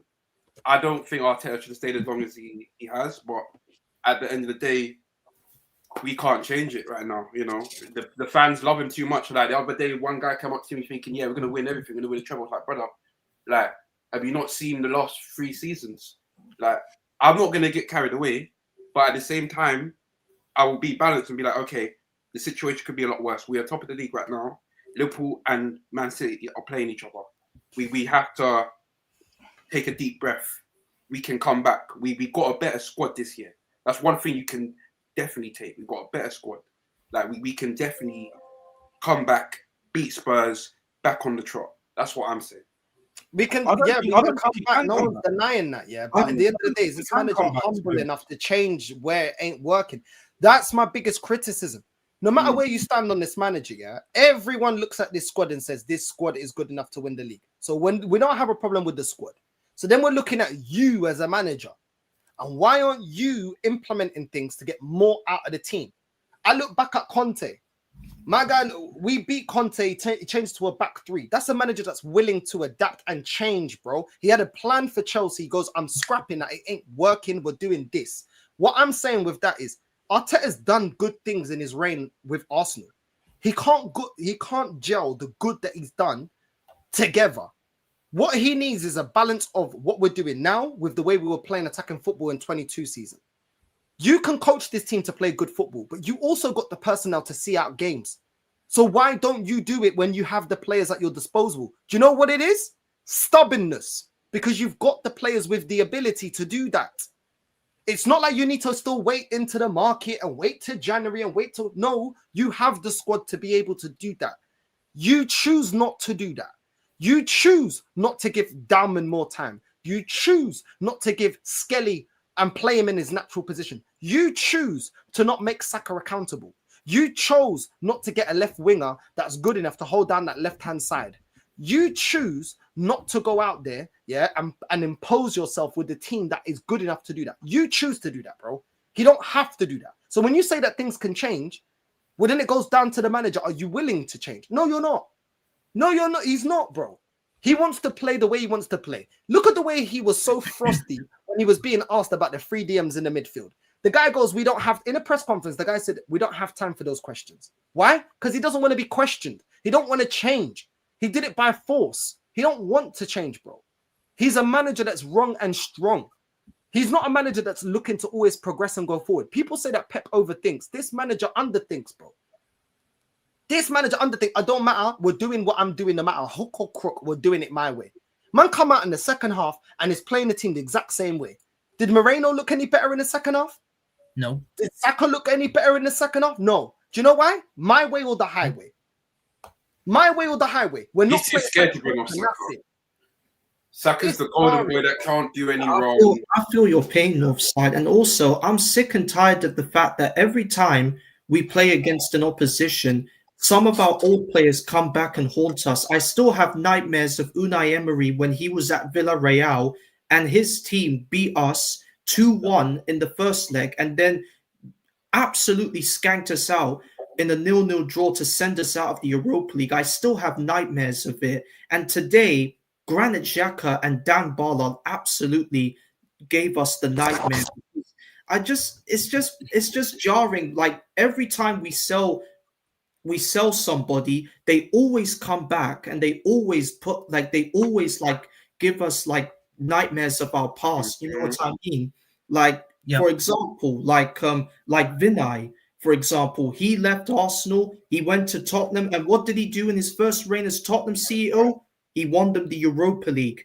And it wouldn't surprise me once we come back from the international break, if Tottenham beat us and he's at the Emirates watching us, then he will be like absolutely loving life that Tottenham have beaten us at the Emirates. Like, can you imagine that? Yeah. I mean, to be honest, I'm not hearing this, to be honest, that we can't do anything about it as fans. Because if the majority of fans didn't want Unai Emery here, why can't we get Arteta out? Or why can't we force him to at least make a change if he's still going to be here? Either way, if you're here 6 years, right, and you're still playing the same formation, the same way, bar one season with the 22-23, where we were playing scintillating football, and he's got PTSD from that shit, right? Yeah, 8 points clear and all of that. Why can't you combine the both? Because we have an imbalance when it comes to tactics. This guy will not change his formation because through all the faults of Unai Emery, in the Europa League especially, he was playing 4-2-3-1. Without the ball, Aubameyang was on the left. With the ball, he was up front with Lacazette. 4-4-2. Why can't he do that? We got the squad now, even with injuries. It's about being brave sometimes. Sometimes you got to show cojones. Sometimes you got to have guts. Regardless of how you feel about it, you know, if you want to win the league, you want to win the Champions League, heck, even if you want to win the FA Cup and the League Cup, you got to show some bottle. a bit about you. And this manager, time and time again, along with the players, because I'm not going to let them get away from critique and all of that shit, yeah? They have shown collectively that they can't do it, that they can't get over the line. The problem that I have personally with this manager and why I never wanted him in the first place is he is so arrogant, he is so narcissistic for someone that ain't done jack in football management. Even as a player, he ain't done shit. Let's be real. He's not an Arsenal legend. He's not an Everton legend. Nowhere He's near. not a Rangers legend. He's not even a Real Sociedad legend. Why is he He's even lauded a up PSG as legend. the Lord and Saviour of Arsenal Football Club? I'll tell you why. Yeah? Best believe this. The reason why he's lauded up is because of PR. And people buy into this PR because they're brainwashed. They don't question nothing. See, people can have a go at me and North and Guns and whoever the fuck, yeah?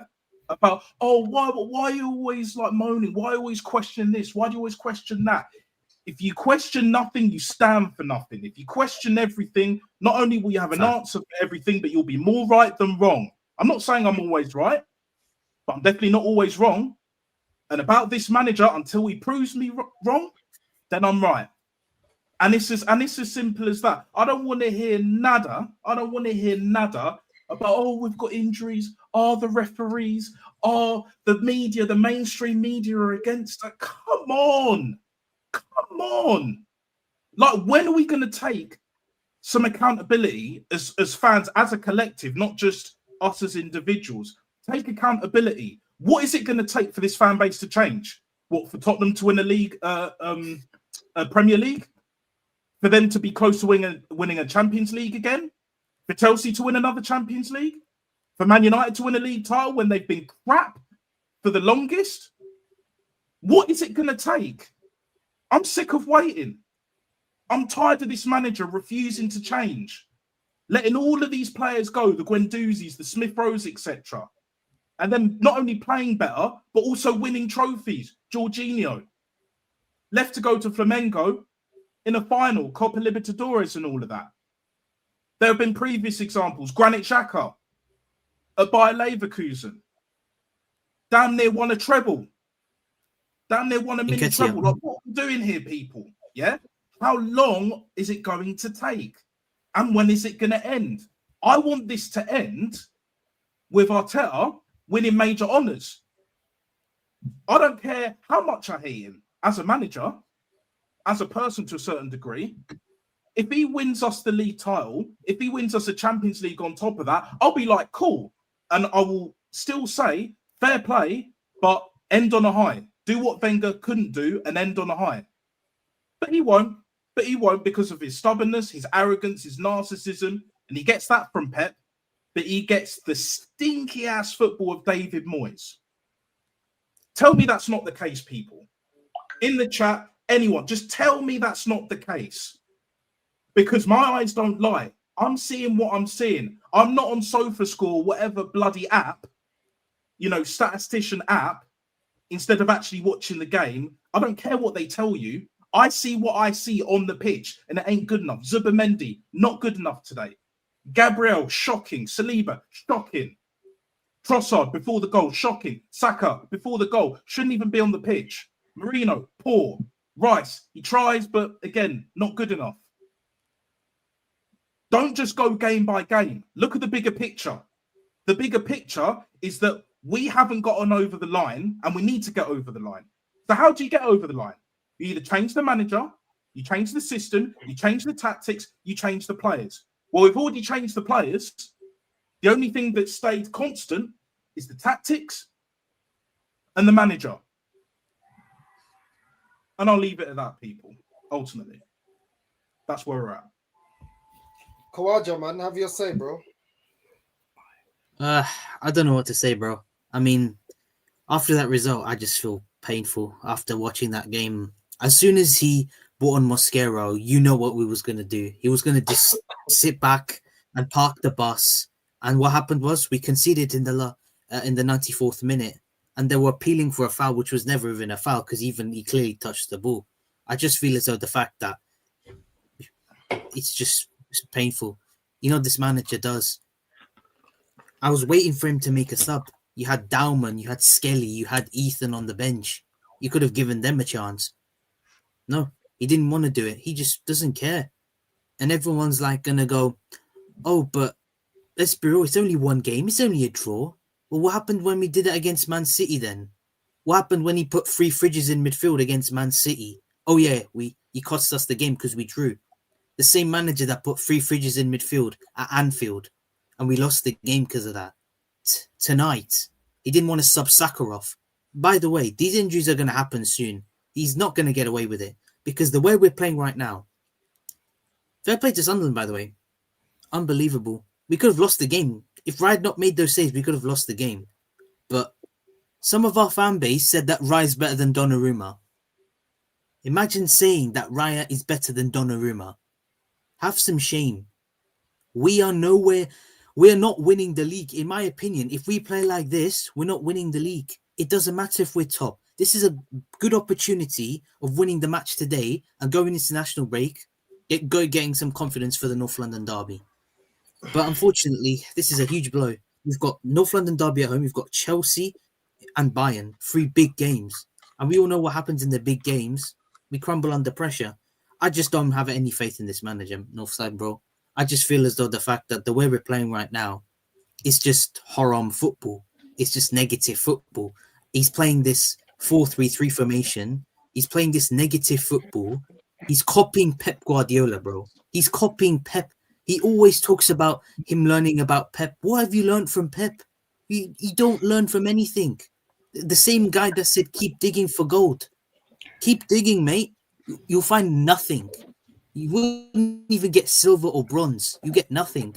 Because Man City, their army will take the gold, or Liverpool, or they could take the silver. And you get nothing. Because you ain't that guy. Did you see what he said? We had resilience and all this shit. He came out in his post-match interview and said we had the resilience. What the fuck was that? No, we didn't. We didn't have any resilience. We were lethargic. How did Saka not get subbed off? How on earth can you have not got the balls to sub off your players? He's not brave enough, and it's shown why. I don't know, bro. There's no point in ranting about it because Arteta's just not that guy. And everyone's saying, give him his pieces. He can't even do the basics. Everyone's like saying, oh, we had injuries. So why did we not go out there in the summer and buy a backup striker? Because if Yokos is injured, you have to get a backup striker so this won't happen. Nah, I hear it, man. It is what it is, bro. There's nothing I can do it. Nah, I hear it. Facts, man. Yo, listen, Normski, what are you saying, bro? Back to square one, isn't it? Yeah, back to square one. Yeah, IT solutions. Yeah, what solutions? What did we witness today, guys? What did we witness today? I said Sunderland.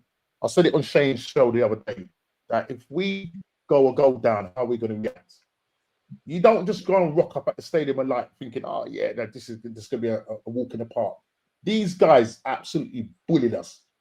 Absolutely bullied us, right? I didn't know what I was watching here, yeah? And people want to have their favourite players like Starboy Saka and Mr. Eze and all these people. They didn't play well today. What was Moreno doing? What was the point of having this guy on the pitch? What did he do? Seriously, apart from the assist, what did this guy do? Yeah, we're back to square one, right? Where we've not got we had one young striker on the bench, and the guy couldn't even bother to bring him on, yeah, to even just soak up pressure. We make a change in the 88th minute, a defensive change to go to our back 5, right? All the great clean sheets Ray had today, he had a nightmare. What was you doing there? And then you're trying to blame that you got fouled. No, your own player fouled you, Gabriel. The only player on that pitch that can hold his head up high is Declan Rice, yeah?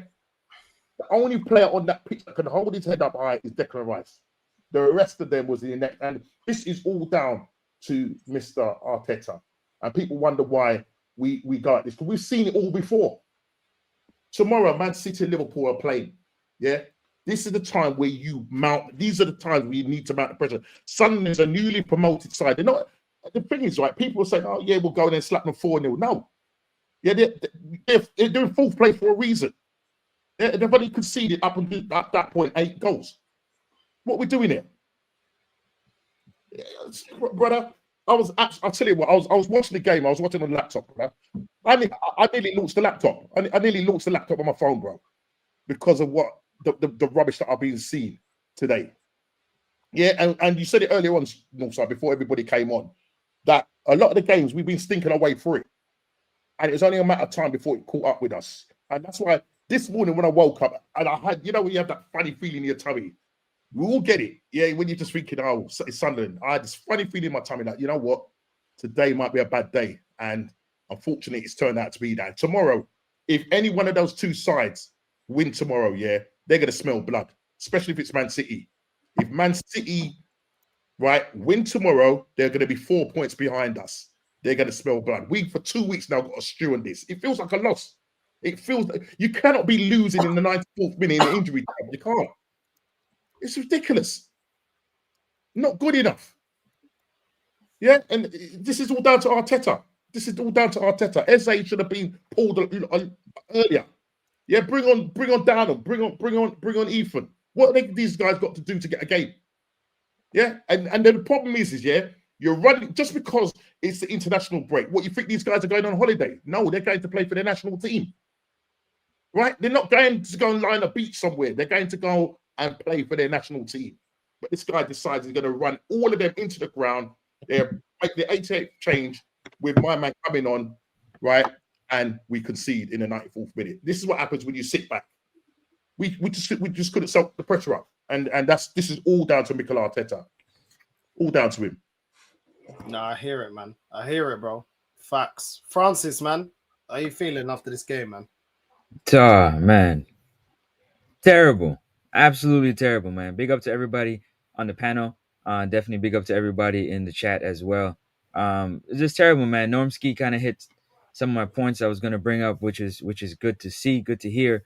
Declan Rice, man. Declan Rice, he's definitely one of the players that he definitely can hold his head up after the game. For the most part, the first half was dead for everybody, in my personal opinion. The first half was terrible.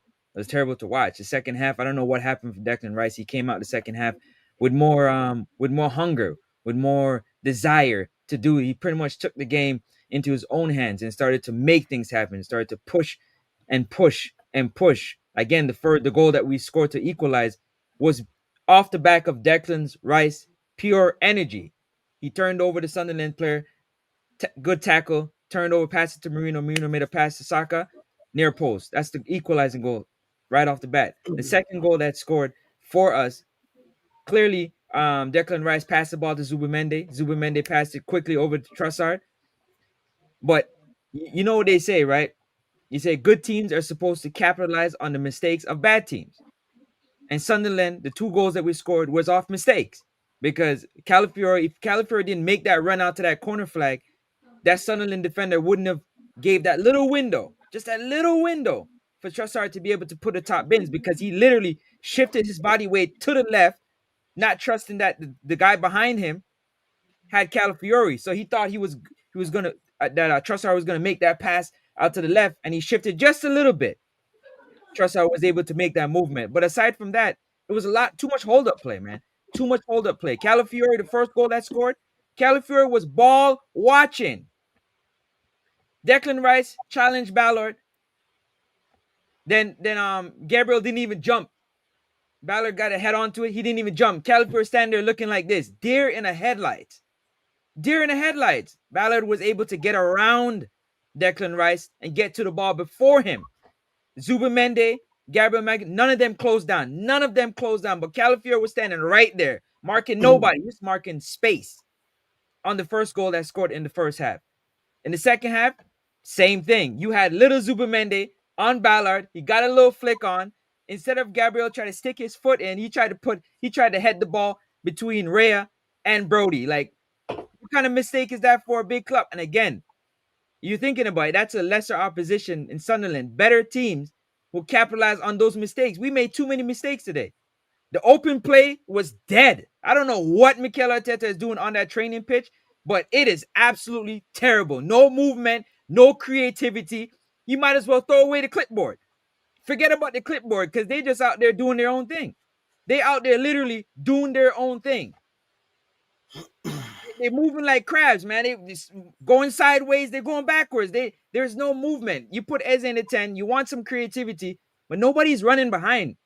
Nobody's making any movement. Everybody's just looking at each other. Eze has the ball. Trossard is looking at him like this. Calafiore is looking at him. Moreno's looking at him. Saka standing over there looking at him. You got Declan Rice is looking at him. So everybody just looking at it. The person has the ball. They're just looking at each other like, what do you expect? These guys are playing a low block. It's 5-4. 5 at the back, 4 in the midfield. You guys have to have movement. Nothing's going to happen without movement. So for me, it was just terrible to see. And Arteta's on the sideline looking like he's having a seizure, trying to bark out instructions, and the game is dead. So I'm trying to figure it out, North and everybody in the panel, like what was going through his mind? Like, where's the creativity? Like, what's really happening? Like, what is he thinking is going on in the game? Like, you're standing on the sideline, interfering with the game, by the way.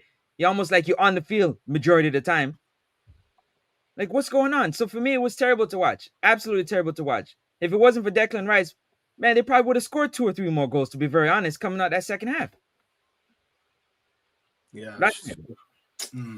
Shocking, man. Shocking. I don't know what this manager's on, bro. I don't know what he's on, man. Do you know what I mean? I don't know. I can't say I'm fully surprised. I did say that we'd win 2-1, but our performances ain't been great, man. You know what I mean? And it's a matter of time. I don't know how people think that this is a sustainable way of winning football, especially since we've already seen this before. It's not like it's the first attempt in trying to, you know what I mean? Like the ironic thing is Sunderland were doing the dark arts to absolutely dominate us in the first half. That's the ironic. We're supposed to be the champions of dark arts. We're supposed to be the team roughing up other teams, and do you know what I mean? And we're supposed to be the set piece kings, and yet they're the ones that scored from the set piece. That's the ironic thing. I honestly don't know, man. Like the thing is, the way this manager plays football, he doesn't give us the opportunity for our defense to have a bad day. Like, most times than not, yeah, defense saves us. We get over the line because of our defense, but because our game is so wrapped up around defend, and all the defense is first. Because the midfield isn't cooking and the attack isn't cooking, this is what you get. Because everything's around the defense. But you're gonna have games where your defense ain't up to scratch, and this is one example. And that's what it is, man. I don't know, man. I don't know, man. I'm just sick. See, here's the thing, right, people. Yeah, because we've been so great defensively, it would at least be nice when we do get the ball, like you mentioned, Francis, to see a bit of movement. Do you know what I'm saying? Crabs in a bucket, sideways and backwards and all of that whenever we have the ball. I'm shouting at the TV, move. I've seen more movement in Madame Tussauds, R.I.P. Claude and all of that. Do you know what I'm saying? Like, for me, right, football is not a complicated game. If you have a great defence, cool. I'm not against that. I'm not against long throws. I'm not against set pieces. But if you rely on that shit, it's a problem. You got a big ass problem on your hands, because whenever we do get the ball, apart from certain games, and you saw that last season, the Real Madrids, etc., right? So much lack of movement, pass the ball, and you notice, like, whether it's Timber or Saka or whoever, it doesn't matter. Zubimendi, when there's a little bit of space, and there's an opportunity to play a ball, whether it's long or short, they're just standing there trying to fake to pass it in a certain direction, and they pass it there anyway. Who are you trying to fool? Who are you kidding? If you're going to pass it that way, pass it there and then. Make a decision. Don't delay it. Don't delay it. Whatever decision you make it. Make the runs as well. Ironically, both our goals were from open play today, but we didn't win the game, so it doesn't matter. Don't mean jack. All I want to see is this team win trophies. Great football would be nice, but I'd rather win. But I just don't see this team. I don't see this manager and the backroom staff really doing anything to progress us forward, especially with the ball. Yeah, without the ball, for the most part, we're fine. But we needed that today, and we couldn't count on it. Why are we so slow? I'm sick of seeing Trossard. I'm sick of seeing Saka get that ball on the right and the left and just hold it and wait for 2 defenders to coach them. I'm tired of seeing that. What is that nonsense? What is that? You guys both don't got the speed to drag it and beat a defender and then square it in. So what is the purpose of getting the ball on the left side and just standing with the ball like Captain Morgan with your foot on the barrel, just waiting? There's no pace in this team. Yeah. Only Martinelli, who's brain dead. Yeah, and the substitution that Arteta made for Mosquera for Eze, that reminded me of Willian coming on for Aubameyang when Aubameyang was the only one that could have saved us from going out of that Europa League. And I know Eze had a terrible game today, and don't get me wrong, Eze today was terrible. I get it. You did the right thing bringing him off, but why didn't you bring on Ethan or Dowman? But instead, he decides to go for another centre back and play this kind of back five. I just don't understand it. The thing is, guys, he needed to make the change early. Listen, when Trossard scored that goal, right? When we got on top, when we got equalised, right? You noticed when we was in their last third, we were starting to move the ball around quicker. Was making those quick passes and that. The problem with Arsenal, we don't do that from the offset. When we play, it's like keep the ball, control. It's about controlling the game. But because you're right.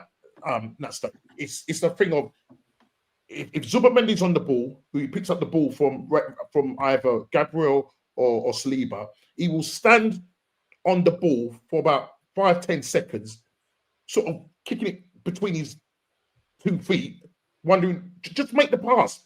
Because at that point, everybody's now got back into their position. When we was on top, that's when Arteta needed to make the changes, because then you put sustained pressure. I looked at what Sunderland did. They went and made 4 changes, attacking players, right? It's Sunderland for crying out loud, and they made attacking players. They had 3 strikers on the bench, 3 strikers. We had 1, which was that youngster, yeah, and we had Downham. If Downham was on there, at least Downham would be able to sort of pick up the ball, hold it up, draw fouls in their last third. But no, he doesn't decide that because he thinks for 7 minutes, 8 minutes, I'm going to hang on to this 2-1 lead. When they were in the ascendancy, that's when you needed to make the change, because what was happening then, the Sunderland players were starting to blow. But no, right? And that gave the opportunity for the Sunderland manager to go, right, get on my attacking players. And one of the players that came on, he was the one that scored the goal. In North, what did you say Trossard was doing today? Repeat what you called it. Oh yeah, Tourette's. He's out there with the ball at his foot, doing absolutely nothing. Just take it, bro. Do something positive with the football. Now, I heard Max say something. I'd like to know if you're a creative player that you're brought in to be creative in that 10. What exactly is Eze supposed to do if they're giving him the ball and everybody's looking at him, including the other 9 players on the opposition looking at him too? Like, I'm curious to know what he can do in that position. What I was saying, with the Eze situation, right? There's 2 things. There's 2 flip sides to this. The one is, you're right, you're correct in saying that that's what they're literally doing. Because I'm thinking, where's the movement? He's got the ball, but he hasn't got he's looking for an opportunity to make a pass. It can't happen. But the second flip side of that is that Eze needs to impose himself more in the game as well. I get that. So I think it's down to the system and the way Arteta has this setup. Because if you watch Eze... In what way? I didn't want to cut you. In what way? In what way can he impose it? Because I'm trying to learn. Like, what way do you think that he can impose himself? No, because I think what it is, he's just got this kind of lazy... Like, the way he plays, it's quite language. I mean, there's a couple of straight passes he made today. And there was one where he was over on the other side, and he just had to make a simple pass. He just played it straight back to the Sunderland player. So I'm saying is that he's what you call a moments player at the moment, yeah? Because you're seeing 2 different Ezes. You're seeing the Eze of Crystal Palace, where Crystal Palace are a very transitional side. So, he's always hitting Mateta. Mateta shows for him. He's always assisting him. In the Arteta system now, it doesn't seem to fit in there. But I'm just saying, the guy's played in the Premier League for a start, so it's not like he has to sort of adapt to the Premier League. He knows the speed of the Premier League. But I think there's 2 sides to it. I always sort of say that the 2 have to tango. It takes two to tango. So Eze has to He show gets to more of dribble. himself. What Then do he has to do? Do you think he has to dribble more at the back line? And maybe, is that how he can impose it? maybe himself. Yeah, You know, himself. maybe himself actually sort of attack the space. See, look Okay. like what Ethan does. Yeah. Yeah, but the problem is with Ethan, which we've seen, that's probably why Arteta doesn't trust him, because maybe he's probably better out playing on the right or on the left, wherever it is. Because in the center of the park, when he loses the ball quite a lot, yeah, it might come up once or twice. But with Eze, he's got that ability to do it. I just need him. Maybe it's the wrong type of word I'm using. I don't know. But I just need to see more of him and maybe to trust himself. Do you know what I mean? But it could be just down to Arteta saying, no, you just... I was about to say that. Is anybody ever thought that maybe Arteta told him, make sure you don't dribble and lose that ball? Whatever you do, that's probably what it is. don't dribble and lose that ball. I think that's exactly what it is. This manager, I've said it before, anti-football heritage. And Norms, you hit the nail on the head on a few points that you made there, right? Whenever he gets the ball, there is a notable difference from when he was at Palace, supplying Mateta, Sarr. Runners. Runners. Exactly. There's runners. Even the Whartons, you know, they can do the whole link play in the middle of the park or when Ezra drifts out left. You don't see none of that at Arsenal. And we're meant to have like better players. This manager is so afraid of losing the ball when we have the ball. I think it's hilarious. In a way, I think it's hilarious because we're park the bus football. We're set piece FC ole 1-0 to the ass now. And Norms, you know, you've been supporting Arsenal for donkey's years, like way back. Was it the George Graham era and all that? You're used to that. I'm not quite. I'm more Arsene Wenger era, to be honest. But at the same time, I'm not so fussed about scintillating football every week because even during Arsene Wenger days, primetime Arsenal, we weren't playing scintillating football every week. Sometimes we had to, you know, like roll our sleeves up and get our hands dirty, you know, like put in that real hard graft. But we had players for that. We had the Gilberto Silvas, the Edus, whatever you think of him when he was our director of football, technical director or whatever. But as a player, he was class. And then you had the TTs, the Bergkamps that put the boot in and all of that. Characters with real world-class quality, some of them. We don't have that. We don't have that. So even if Arteta, for argument's sake, doesn't tell these players not to dribble, the likes of Eze, Saka, even though I think that boy needs a rest. I'm being real. That guy could barely walk. Well. He could barely walk in that second half. Yes, he scored a goal and it was a very good goal. Cool. But other than that, he was poor today. Eze was poor today. You know, Trossard before that goal was poor today. You know, Declan Rice was the best out of a bad bunch. I agree with that. But for me, it's just like, it's very simple things. And Arteta, because he genuinely thinks he's this kind of genius, he'll overcomplicate it. Whereas Slot, in his first season, he's having trouble now, but I think he'll find a way. Whether it's enough to win, who knows? You know, Pep in the past, even when they overcomplicate it, because that's how they are and that's part of their system, they'll simplify it here and there. They make subtle changes. So, for example, with Man City, just bringing in Erling Haaland, you know, catering the game towards him and his strengths. But before Gyökeres got injured, Arteta weren't doing that, which is why Gyökeres, before he got injured, starved of goals. But he was top goal scorer in Europe because we don't cater to his strengths. We don't cater to Ebery Eze's strengths. To a certain degree, even though Saka gets GA and has not been performing consistently for the past 2 years, etc., we don't even cater to his strengths. We're literally relying on individual brilliance, which includes set pieces to a certain degree. Magical we got control Madrid and that. Like this is unsustainable. To be fair, we got 3 opportunities to score today. Timber had a dead touch inside the 6-yard box. Saka had a little dribbler. He kicked the ball wide of the post inside the 18-yard box. Zubimendi also got a touch that he should have finished as well. You guys agree or disagree? That's 3 chances that we should have scored. Yeah, I agree. Yeah, clinical. We're not clinical enough. It's all right saying we've got 17 shots and 7 on target while we're spitting garbage. The fact is we're not clinical enough. And the fact is if we didn't sit back and if we bought on attacking players, we wouldn't sit there cussing this club tonight and cussing Arteta. All right? This man has had 6 years. 6 years. Right? And it's the same old. When it really matters, this guy cannot take it over the line. I'm sick and tired of it. We're bigging up this guy and he doesn't do anything. Right? All we hear about is stats every week. Yeah, the most amount of points in the calendar year. What did we get for it? Did we lift a trophy? No, we don't. No. XG, ribs, bibs, and dibs, and that. I'm sick and tired of that, Norms. I'm sick and tired of that crap. They're talking about breaking the Chelsea record, 15 goals conceded. Oh, yeah, 15 goals, like the best defence in Premier League history. Well, to be honest, even if we do break it, there's a high chance that we don't win the league. Second again, ole. Do you know what I mean? All these records, records don't mean jack unless you win major honours, unless you get over the line. The Premier League, the Champions League. Remember when we got to the Champions League final? Best defensive record. That record still holds to this day. But did we win it? No, we had to watch Chelsea win it twice. We had to watch Tottenham get to a Champions League final, and maybe on another day they might have won it. Liverpool, Man City winning.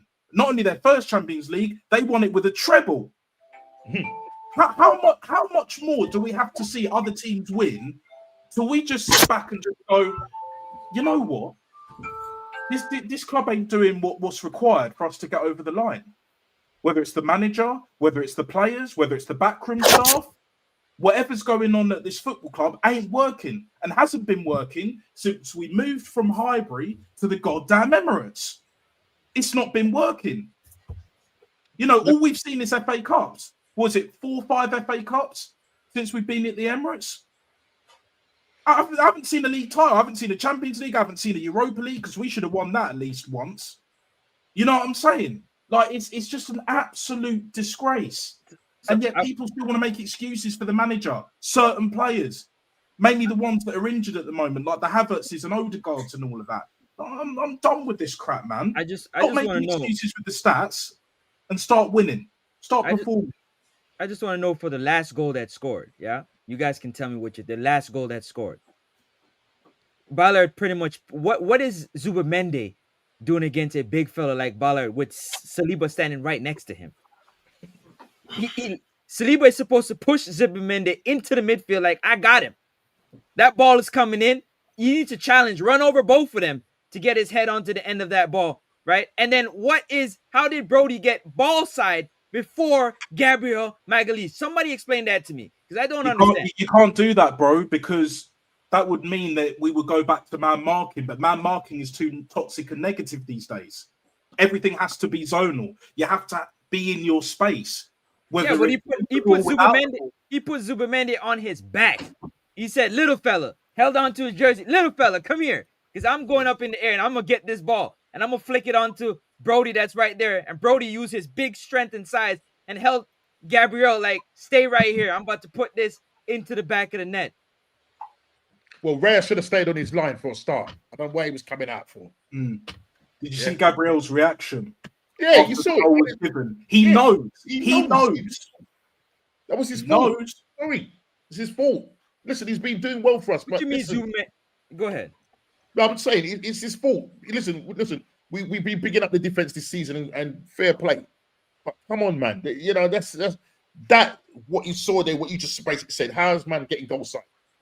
Yeah, and then you're having a wrestling match with him, and then you're running to the referee hoping that you're going to get it was Gabriel that failed Raya.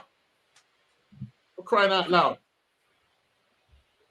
You know what I mean? I tell you.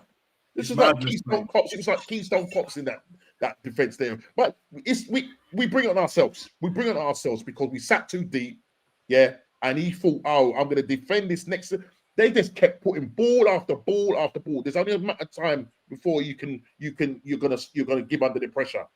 And that's what's happened. Inviting pressure. This manager invites pressure when he's under pressure. Make that make sense, people. When you're winning, when it's a tight game, when they're shithousing it, playing our own game better on the night, which they did, and let's be real, they deserved at least a point today. But yeah, definitely. Regardless of that, what you do, if you're one of the favourites or the favourites to win a league title, you win that game. By hook or by crook, you win that game. And you didn't. This manager, I haven't seen the post-match interview, I haven't seen the press conference reaction, whatever. Yeah? I'll probably watch it later. But either way, he'll probably come up with a million excuses yet again. He might blame the referee subtly. You know, like it's just the same cycle. We're talking about the same thing, week in, week out, day in, day out, month in, year in, season out. There has to be a cutoff point. That's my point. Ultimately, there has to be a cutoff point. We can blame the players on the day. We can blame them for the season. They didn't do this. They didn't do that. Because even the likes of Ego and them man there, they'll do that. But they won't criticize this manager like we do when they need to be criticized. That's right. You know, because they hold them too high of a standard. It's like if you got a partner, if you got a girlfriend or even a family member, yeah, that you know is doing wrong, that you know ain't getting it right, there's no sign of serious change, and it's just like, well, he or she's not been doing well recently, you know, tough times, but I'm sure they'll get it right. Nah. They fail, and they keep failing because you allow them to keep failing. You don't correct them, you don't say nothing, you don't do nothing. Sometimes you have to intervene.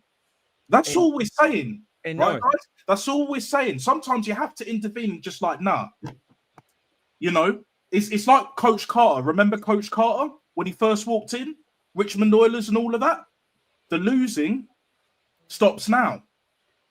The trophyless seasons stop now. But we're not at that point yet. This manager, this football club ain't at that point yet. Most of the fan base ain't at that point yet. And until we get to that point, keep expecting the same crap. Many draws, a few losses here and there, mostly wins, but not enough to win a league title, not enough to win a Champions League or an FA Cup or even a League Cup. That's the problem. Do you know what makes me laugh? Yeah, do you know what makes me laugh about the whole injury excuse? How did we play against Man United first game of the season? How did we play against Liverpool and Man City? How have we been playing this season? How did we play against Fulham and West Ham this season? The majority of our games, we ain't been looking convincing, but we've been getting away with it. I've never seen a fan base so wrapped up in the result and don't look at the overall picture. Like I don't understand it. Like when you look at what we're doing wrong, we're consistently doing it wrong. Even when we rotate, look at the way that we played against Brighton. We rotated the whole squad. We should have been 3-0 down in the first half. This ain't the first time we've been putting bad performances in the first half. We've been talking about this season how we've had moments and how we've played good for 30 minutes or for 40 minutes. It's a 90-minute game. You don't pick and choose when you turn up, especially not the crunch end of the season, especially not at Christmas, because you're gonna pay for that. And today we're paid for that. We turned up for about 30 minutes today, and then we let our foot off the gas. Say, yo, you guys can come at us again, or we're just gonna try and stink it out at 2-1. You ain't gonna always stink it out. You ain't always gonna stink it out, especially when the defense was playing poor. It's not even like the defense was playing well today. And then you think, what, adding an extra body? We go to a back five and you concede. I don't understand what this manager's. I do understand what this manager's doing. He's continuing to do the same things that he's been doing, as he will continue. No, somebody else is alive. I'll call you back. It's a joke, man. Like I'm just sick and tired of it. Like, yeah, we've had certain things that have gone for us this season. Let's be real. That's why we're upset. Liverpool being all over the place this season so far. Man City. Also, Martinelli and Trossard have been effective this season, which we didn't expect, which everybody wanted to get rid of. So that's worked for us. So that's what we're saying. Take advantage of that. I wanted Martinelli gone and I wanted Trossard gone. So did most Arsenal fans. So when things are going for you, improve. Improve. We've been calling out about how we play in open play for time. When I saw the lineup, I already knew what time it was. This manager sits on press conferences saying that I pick players based on form. Well, you ain't picking Zubimendi based on form, and you ain't picking Saka based on form. Nope. And if we're really going to be honest about it, even though I do think Moreno's been effective at times, his performance when he came on the pitch against Burnley, he was rubbish. He was rubbish. Do you know what I'm saying? I know you ain't got rubbish today. I've never heard a manager preach so much about we can play multiple positions. Cool, if you can play multiple positions, then why not add Skelly into the midfield if the players are so versatile? We're talking about versatility. Cool, you got injuries, but you say that each player can play 2-3 positions. So then change it. Change it. Like I don't get it, bro. Like I really don't get it with this manager. Like he don't have that hunger to be like, we are winning no matter what. He don't have it in him. It's more, let's avoid losing. And I just can't get behind a manager like that, bro. When you're at a big club, yeah, you have to be a must-win manager. That's what it takes to be at big clubs. You can do draws and set out not to lose when you're managing Bournemouth or Brighton or teams like that. The big teams, you have to go for the trophies. You have to go for the trophies. You have to go for the win. You have to go for the majors. For me, as it stands, our best chance of winning a major honour is the Prem. I don't see us winning the Champions League. And this game is an example as to why I don't believe we can win the champs. Because we don't have that we're going to win by hook or by crook. We don't have that. Yeah. Do you know what I'm saying? So if you don't have that, you can't win knockout football because you'll come unstuck. Because you're playing more for the draw more than you're playing for the win. And that ain't going to win, bro. That ain't going to get you over the line in must-win games. Which is why he doesn't win must-win games. Our best chance is the Prem. And he's bottling it already. By dropping points already. To a team that we should be beating. I don't care if they come up from the championship and they don't. Someone put in the chat, they don't lose at home. Since when did they not lose at home? Well, you're telling me for the whole season, then nobody's gonna beat them at home. Are you dumb? Like records are there to be broken. What are we doing? We had opportunities to beat them today. So don't tell. This whole Arsenal fans love to play this whole dumbing down the expectation. It's a tough atmosphere. It's a tough game. They don't lose at home. Sunderland are doing really well. Get out of here, bro. Get out of here. You man keep waxing lyrical when we beat teams like Atleti or we beat Real Madrid. So why are we not beating Sunderland? Why are we not beating Sunderland? I'm not saying that they're a bad team. They're not a bad team. They're actually Why a not? very, very well-coached team. But you can't wax lyrical about this manager and this squad. And then when I put the expectation of what you gas this team to be, now you want to downplay what the team is. You gas it up when we win games, though. So why can't I hold it to the expectation that you hold of this team? I just don't make no sense, bro. Everything about this club reeks of trying to downplay things that go bad and then gas it when we win games. When we win games, nobody can stop us. Look at our defense. We don't fear no one. Bring on anybody. Isn't that what the fan base say? Bring on. Cool. Well, Sunderland said, bring it on. And what did we say? It's a tough game. It's a tough game. I'm tired of it, bro. It's the defeatist loser mentality that reeks around this club, yeah, that I absolutely despise. It's always an excuse. Always an excuse. You man told us, yeah, we don't fear nobody. Bring on anybody. I'm tired of it, bro. I'm tired of this manager. I'm tired of it. I'm tired of it. Oh, it's too late to complain. Was it too late when I was complaining early last season? Was it too late was it too early when I was complaining early the season before that? This club, yeah, this club just reeks of loser mentality, bro. Loser mentality. And that's what it is, bro. That's what it is. And I bet you any money we don't win nothing the end of this season. There'll be excuses. We didn't have this player, that player. We had those players earlier on in the season. We're still playing dead. Don't give me that BS excuse. We've been playing this rubbish football. It ain't just happened because we had injuries. These men love to gaslight. It's all a gaslight. But we've got injuries now. When we had Gyökeres, was he performing week in, week out? When we had Madueke, was he cooking week in, week out? When we had Odegaard, was he cooking week in, week out? So where's this fake narrative of, we got injury? When we had these men, we're still playing this dead football. So don't give me that crap. Facts. Big facts. Yeah. Yep, that's so agreed. I agree. And the problem is I'm waiting for us to change gear. It looks like we're still in gear 1. And I don't see us changing gear anytime soon. As a matter of fact, we look like we're playing in neutral. Yeah, we are playing in neutral norms. That's the problem. We've been in neutral for at least 2 years. Seriously? At least 2 years. And it's not going to change, bro. And you know what happens when you're in neutral? What happens? Does the car move? No, you ain't going anywhere. You might roll a little bit. No, you're not. Depending if you're rolling, keep rolling, and all of that. That's all we're doing. Yeah, and I'm worried about the games we've got coming up after the international break. Like we've got Tottenham coming up, that's no, like, we know Tottenham, like, they're Tottenham for a reason, but you never know Look, bro. which Tottenham is going to turn Yeah, up man. after the Like, international break. Look, hear me out. ah. Hear me out. Hear me out. Hear me out. We don't know which Tottenham will turn up after the international break, because if we played the same way that we played today, then Tottenham will give us something to be feared of, and then onto the Bayern Munich game. And we all know who Bayern Munich are. They are one of the most deadliest teams in every competition they've been in. And it wouldn't surprise me if Serge Gnabry comes back to the Emirates and scores against us, and he does that chef celebration in front of the Arsenal fans. It wouldn't surprise me one bit. And then we've got the Chelsea game coming up, and we know what happened the last time we went to Stamford Bridge. We stinked out a 1-1 draw there.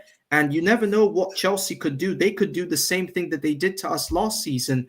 They could stink out a 1-0 draw with us, and our chances of the Premier League title are looking even more like our could be slimming away from us if we play like that against Sunderland today. Then it could affect us going forward to the big games after the international break. Bro, we just like, yo, do you know how it feels? You know how it feels to lose to like the little guy? Man, that's like your little brother. That's like the little guy on the block just punked you, man. You just got punked, man. They just got promoted. You just got punked off, man. By the little guy just cooked you. Chef work. Chefed you up. Yeah. Punked you off like, yo, what you talking about? What you guys in the comments talking about? You just got punked off by the little dude, man. That's like you being 6'4", this dude is 5'2", he punk you off, man. Poke you in your forehead like, who you talking to, man? Remember who you talking to, man. What you guys talking about? We supposed to be we supposed to rub him on his head top, give him a noogie. What are you talking about, man? I'm not saying anything. I'm just saying that it wouldn't surprise. No, not you. I'm talking about everybody talking about, oh, we this, that. No, man, we got punked off today. Yeah. Today. This is a game that we supposed to tap them on the head top, remind them we are the big dogs in this Premier League. We are. Let me remind you, take this, hold that on your way back. You understand? You know the biggest problem with this football club, right, is we have a small-ass club mentality. Yep. We have a small club loser-ass mentality, and it sickens me to my stomach, right? When you're supposed to be the third biggest club in the country, you don't act like that. Whether it's the fans, whether it's the manager, whether it's the players, even the boardroom. Our board people are an absolute shambles. We're disrespected all around the world at boardroom level. Board of directors, whatever the fuck, yeah? Like, they are a disgrace. They allow this to happen, to let it fester into this football club, right? Time and time again, this is what really concerns me as well. You know, Macy brought up a great point. You know, Tottenham, we know they're going to turn up. Bayern, we have a very poor record against them. But either way, they're going to turn up. I reckon Harry Kane will score at least one goal when we play them at the Emirates. I don't believe in guarantees, but I could pretty much guarantee you that. Chelsea will turn up as well. And after this result tonight, not just them teams, but all the other teams, and then we got to play Liverpool at home, which even though we have a decent record against them later on in the season, that will be a toughie. And then we've got to face Man City away, who we haven't beaten there in years, bruv, in years. And this is the point. January 2015. Yeah, and January 2015. Exactly. And this is the point that I'm making, guys, right? This is the point that I'm making. Everyone will see this performance and be like, oh, Arsenal conceded 2 goals today. Ah, interesting. Very, very interesting. We're going to be coming for you next. We're going to get onto you. Like, you know, they're going to attack our defense like never before. Everyone, whoever we play from now until the end of the season, is going to go at our defense because they know we can be got at now. That message that Arteta sent by bringing Mosquera on instead of Ethan, Dowman, Miles Lewis-Skelly, those 3 in particular with the injuries that we've got, that sent out a message to the whole goddamn world that we can be got at defensively now and that we don't do enough going forward. We don't score enough in open play. And when we did score 2, we still couldn't win the game. That's the bigger picture. That's the message. That is the ultimate message. Hey, Normski, North. Yeah. Fellas on the panel, let me ask you a question. If you got a jump ball situation, North, would you want your 6'2", 6'4" defender against a 6'2" attacker, or your 5'11" midfielder in a jump ball situation? Yo, you let me know. Let me know. I think we should just go back to man marking. Sack off this bullshit of like, talk to me. Somebody tell me, what would you prefer? Anybody, what would you prefer? What would you prefer in a jump ball situation, an air duel? 5'11" versus 6'4". You tell me. Well, by logic, it would be a 6'4", but Arteta's logic is, who knows? he works on a different planet. His logic is in a different planet, yeah? So, yes, it's standard 6'4", isn't it? But this is what we're dealing with. You have to ask yourself the question is, what these instructions that are being given out, whether it's Arteta or the defensive coach, why is a midfielder, 5'11" midfielder, I don't know how tall Zubimendi is. He's 5'11". 5'11". I went and looked. 5'11". Have you seen the size of that Ballard guy? He's 6'2". What He's 6'2", and Saliba he looks like 6'4". He looks like a rugby player right now. And Saliba is 6'4". So I'm saying I prefer Saliba to do a jump ball versus Ballard than Zubimendi, who's 5'11". Like, come on, what are we talking about here? Those are the mistakes that we are making. They're simple mistakes. Yeah. Those mistakes cost you. Going down the stretch, especially when it gets more pressured. North like to say when it gets more pressure, those simple mistakes.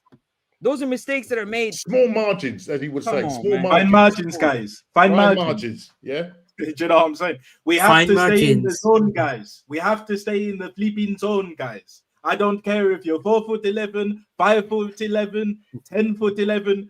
You mark who is in the zone, guys. This is how I want to play. This is what we got to freaking do. Let's freaking go, guys. This is what we're dealing with, people.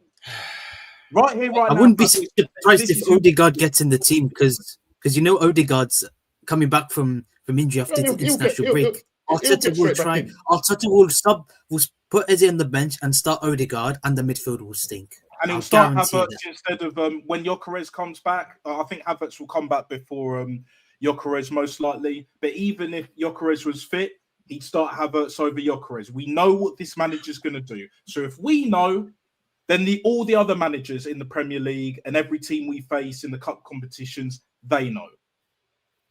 It's not rocket science. It ain't hard. It's simple. It's very simple. Like what are we doing here? What are we doing here, people? Like it's an absolute farce.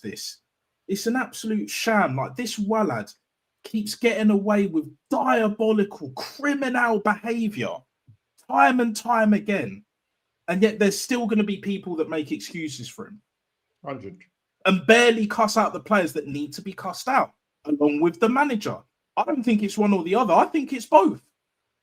But I focus more on the manager because I know, because I see it, this is how he wants to play. It doesn't matter who's in there, what players that we've bought in, what players we already still have, he is going to play the same way. He's going to ride that wave till the cows come home. And it's going to be his ultimate undoing. Ultimate failure. This is what it is, guys.